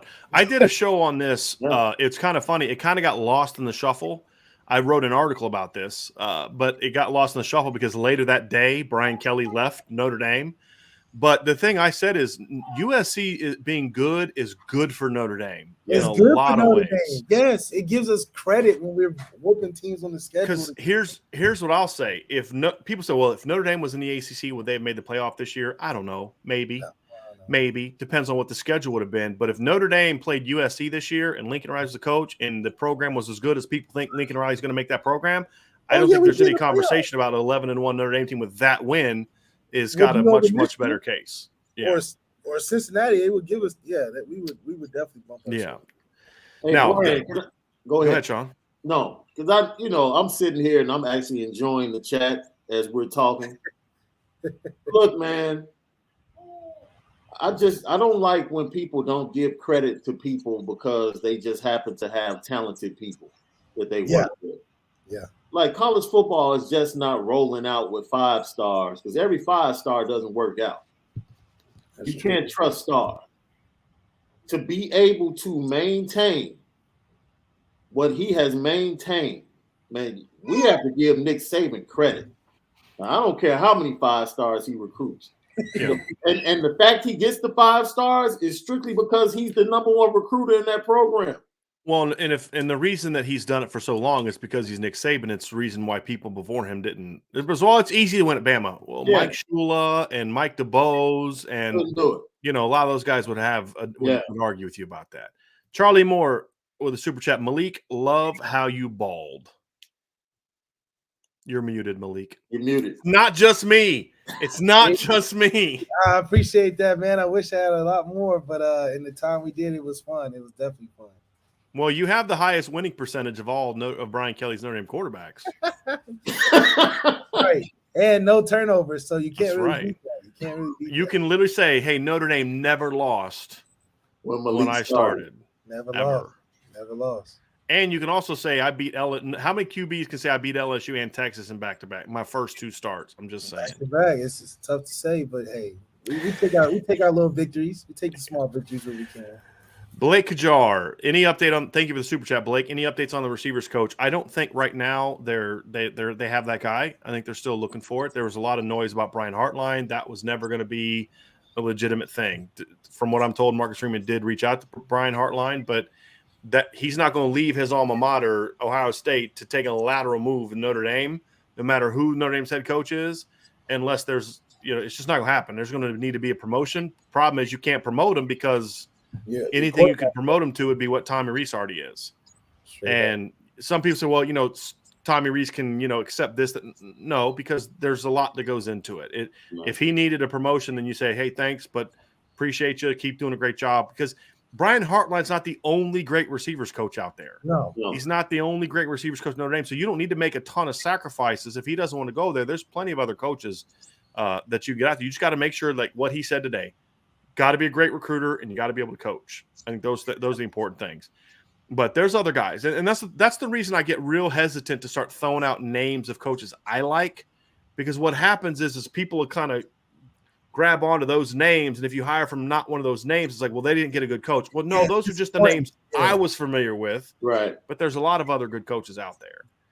and you know that I just Now, got to make sure you hire one. Now, do you guys think is the mindset alone needed to close that gap, or is it something in recruiting specifically outside, the quarterback that Marcus Freeman can do to give us that, ideology into reality that we can really be up with those Nick Sabans and Georges? I think it's a mindset plus the plan of attack, right? You can feel like we can go after anybody, but you also have to be smart that you can't just go after anybody at Notre Dame. And if you're wasting time on guys, at the end of the day, you're not going to get, right? The minute you start hearing about a kid whose parents are asking for this, just bow out. Yeah. Right? Yeah, we're definitely not. You just because you can't be in there. But sometimes they'll stick on a kid like, maybe we can convince them not to take money. It's like just bow out, right? I mean, you can't go there. There's certain things. Say, look, this kid is this, that, and the other. We're gonna talk to him, but you got to know when to get out. But at the same time, not being afraid to fight. Not if you're 6th or 7th on a kid's list, but he's still. I remember I asked Tommy Reese a question. Oh, no, can't tell that story because that's going to go down a path that, I shouldn't have said that. But anyway, let's just say hypothetically that a coach is recruiting a kid and they're like, hey, why are you still talking to this kid? Everybody says he's going to go so-and-so and so-and-so. And the coach might say, kid keeps picking up the phone, I'm going to keep recruiting him. If he stops picking up the phone, then I'll stop recruiting him. I love that. That's what you want to hear, right? But you also have to say, hey, we're going to battle for these kids, but you also have to have a plan of attack. Recruiting isn't just going after the best players because then you don't have a plan. So, okay, we're recruiting this kid, but we're also recruiting this kid, and this kid because if we don't get that kid, we need to be able to get that kid. We need to make this kid feel like he's that kid because if we don't get that kid and we've made this kid feel like he's a C or a B, then we're not going to get that kid either. And then you go from here to here. I mean, there's so much involved in putting together a recruiting board. Managing your roster appropriately. So, I asked Mike Gundy a question yesterday in the press conference about, the shift to being more of a defensive team. And he said, it's kind of sunken in this year, but we started this like 4 or 5 years ago. And one of the things he said is we took 2 scholarships away from the offense and gave them to the defense. That's part of that thing too, is saying, hey, how do you manage your roster? But at the end of the day, it's about a willingness to go after the best players while still maintaining the understanding that certain kids just aren't going to succeed here because they don't want to succeed here. If a kid's talking about like, hey, I'm a great player, but I don't really care about going to class, then just bow out because you can't be holding that kid's hand for 4 years. He's just not going to make it. Or now in this era of being able to transfer without any penalty, he's just going to leave after a year. You just spent all that time and investment on this kid for somebody else to profit off of it. It comes down to proper strategy. But at the end of the day, Malik, you've got to hire great people. Because if you don't have a great recruiter, it doesn't matter how bad you want a kid or how good may be fit. If you get beat on the recruiting trail because you're just getting outworked or you're like there was a situation this year where Notre Dame was recruiting a really good football player and the coach at Notre Dame kind of badmouthed an assistant coach at another school that kid loved and respected. Well, you got to read the room. First of all, you shouldn't be badmouthing other coaches because, you do you sell you. But then you've got to know this kid loves that coach, and as soon as you badmouth him, you're done. And that's exactly what happened, right? So you got to avoid mistakes like that. But that all comes down to accountability, having a proper plan. I was told this by a coach of a high school recruit who said, we got a kid that's being recruited on defense, and we've had some interaction with the defensive staff, and, man, they are sharp. I mean, they are organized. Like they call the kid here, and it's this coach and that coach. He's like, offensively, it's just kind of it's a mess. They're not on the same page. That's a thing with that comes that accountability. If you're Marcus Freeman, you got to make sure the offensive staff has the same type of dynamic recruiters that you have on defense. Because one of the 7 keys I had to Marcus Freeman getting it done is understand the need to have a dynamic offense. Yeah. And it can't just be about being an elite defense. You got to have a dynamic offense. And that means you've got to make sure that you as the head coach are making sure they have the resources that they need, meaning Tommy Reese has the right O-line coach. He has the right receivers coach. He's not the only one recruiting, or just him and Lance Taylor aren't the only ones recruiting. It's got to be the receivers coach, the O-line. You need all of them involved. And those are the things that you do. And at the end of the day, it's just about we're going to battle anybody, because if you don't get in the fight, you're going to lose every single time. Yep. And I think those are the keys in my opinion, Malik. Yep. Comedy Lover with Super Chat. What does Marcus have to do to make sure he isn't pulled in too many different directions at once? And is he able to conserve his time to concentrate on football? Number one is make sure you have the right staff around you. That's why Mike Elston is an important hire. Hey, Mike, can you handle this meeting for me? Hey, Tommy, can you go speak in front of the Fiesta Bowl people? Because I got to go on the road and recruit this kid. We're already starting to see him do it. And that's the thing is, and that means having that honest conversation with Jack Swarbrick. Hey, I need to lighten my summer load of speaking engagements because conference everywhere, alumni, everything. Right. And you still do those things, but hey, we got to make sure that the team is still my number one priority. That's going to be him having to make those tough decisions and say, hey, I still need to be a football coach first. The current team is a bigger priority for me than the donors and the boosters and all those other people. If you express that to them, I think they'll understand it, because the reason they're big donors and boosters is because they love your program. Yeah. Right. And so I think, but see, Brian Kelly liked doing that stuff. And that's not a knock. That's not a problem. I'm not upset about that. It just, that's fine. It's cool. But you have to understand that I can't have players and coaches telling me I haven't seen Coach Kelly in 3 months. Yeah. Yeah. Like, where are you at? Where are you at? So I don't think that's going to be an issue for Marcus Freeman. Marcus Freeman will probably be in there lifting before they even get in there for their scheduled list. Doing Zoom meetings before he's about to go talk to the boosters. Asking Coach if he got his protein shake out there. Super chat from Terrence and Ashley Bergen. Hear anything about the term length on Freeman's contract? I've heard 5 years, which is the standard length for an initial contract for Notre Dame coaches. Right? I mean, that's what every coach that I've known in my lifetime has gotten when they first. That's what Davey got. It's what Ty got. Now, Ty didn't get to the end of his first contract. That's what Charlie got, and that's what BK got. And if you have success early enough, you can get that renegotiated. Charlie Moore, honesty, intensity, love, sacrifice, respect, Freeman. I think you wrapped it up. You summed it up pretty good there. Michael Graves with a super chat. With the enthusiasm that we're seeing and actually feeling, do you think we can turn Stadium blue like when Nebraska and Georgia came to Notre Dame Stadium? Will this feeling travel well? I think if they win. Yeah, they win. That's the thing. He's got to win. I mean, if you lose to Oklahoma State, it's not the end of the world, but it does kind of dampen things a little bit. You go out and beat Oklahoma State, and all of a sudden, there's Notre Dame fans that they're now willing to pay $1,000 to go to Columbus. Yeah, I mean that's the reality. It'd just be a lot more pressure if we lose Oklahoma State and go into Ohio State. There should be more questions to ask about with so much time in between. I mean, how many Notre Dame fans were thinking about spending $1,000 to go watch Brian Kelly coach at Ohio State next year? Yeah, I thought he was losing that one, so I was like, I'd rather sit on TV and watch it. And then we have a final super chat from Michael S. What was BK's buyout of the contract? I don't know the answer to that. Have you guys heard that at all? You know what? As we were talking, I was looking it up because I wanted to see how much money Brian Kelly saved Notre Dame with the buyout and then the less salary of Marcus Freeman moving forward. So you definitely have more opportunity to build out the rest of the roster, including the coaches, staff, and what other enhancements Marcus Freeman might, see for the program moving forward. So I haven't seen it yet. All right. So listen, we're going to wrap this up now. We're 2 hours in. Okay. So we're going to take, Sean, about a 13-minute break? Is that right? Yeah. So we're going to get started at 5:30 Eastern. We're going to now shift our show to the Lucky Lefty podcast. So if you're listening now, we are done with the Irish Breakdown version.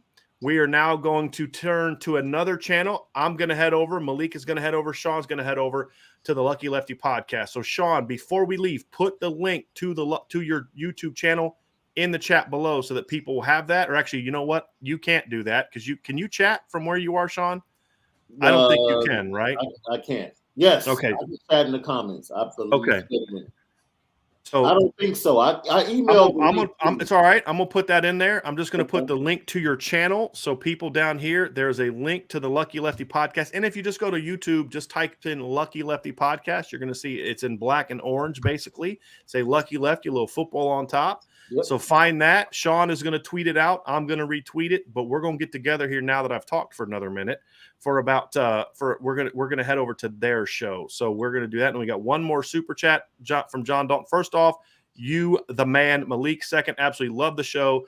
Keep up the good work, fellas. And we're going to keep it up, John, we're just going to take it over to the Lucky Lefty podcast and handle it. So, guys, thanks so much for joining me. I will see you all in about 12 minutes. But everybody, follow us over to the Lucky Lefty Lucky Lefty podcast. We got a lot more that we want to talk about. The Marcus Freeman era is officially official. Yep. It's time to get going. So thanks for joining us. We will talk to you all again very, very soon.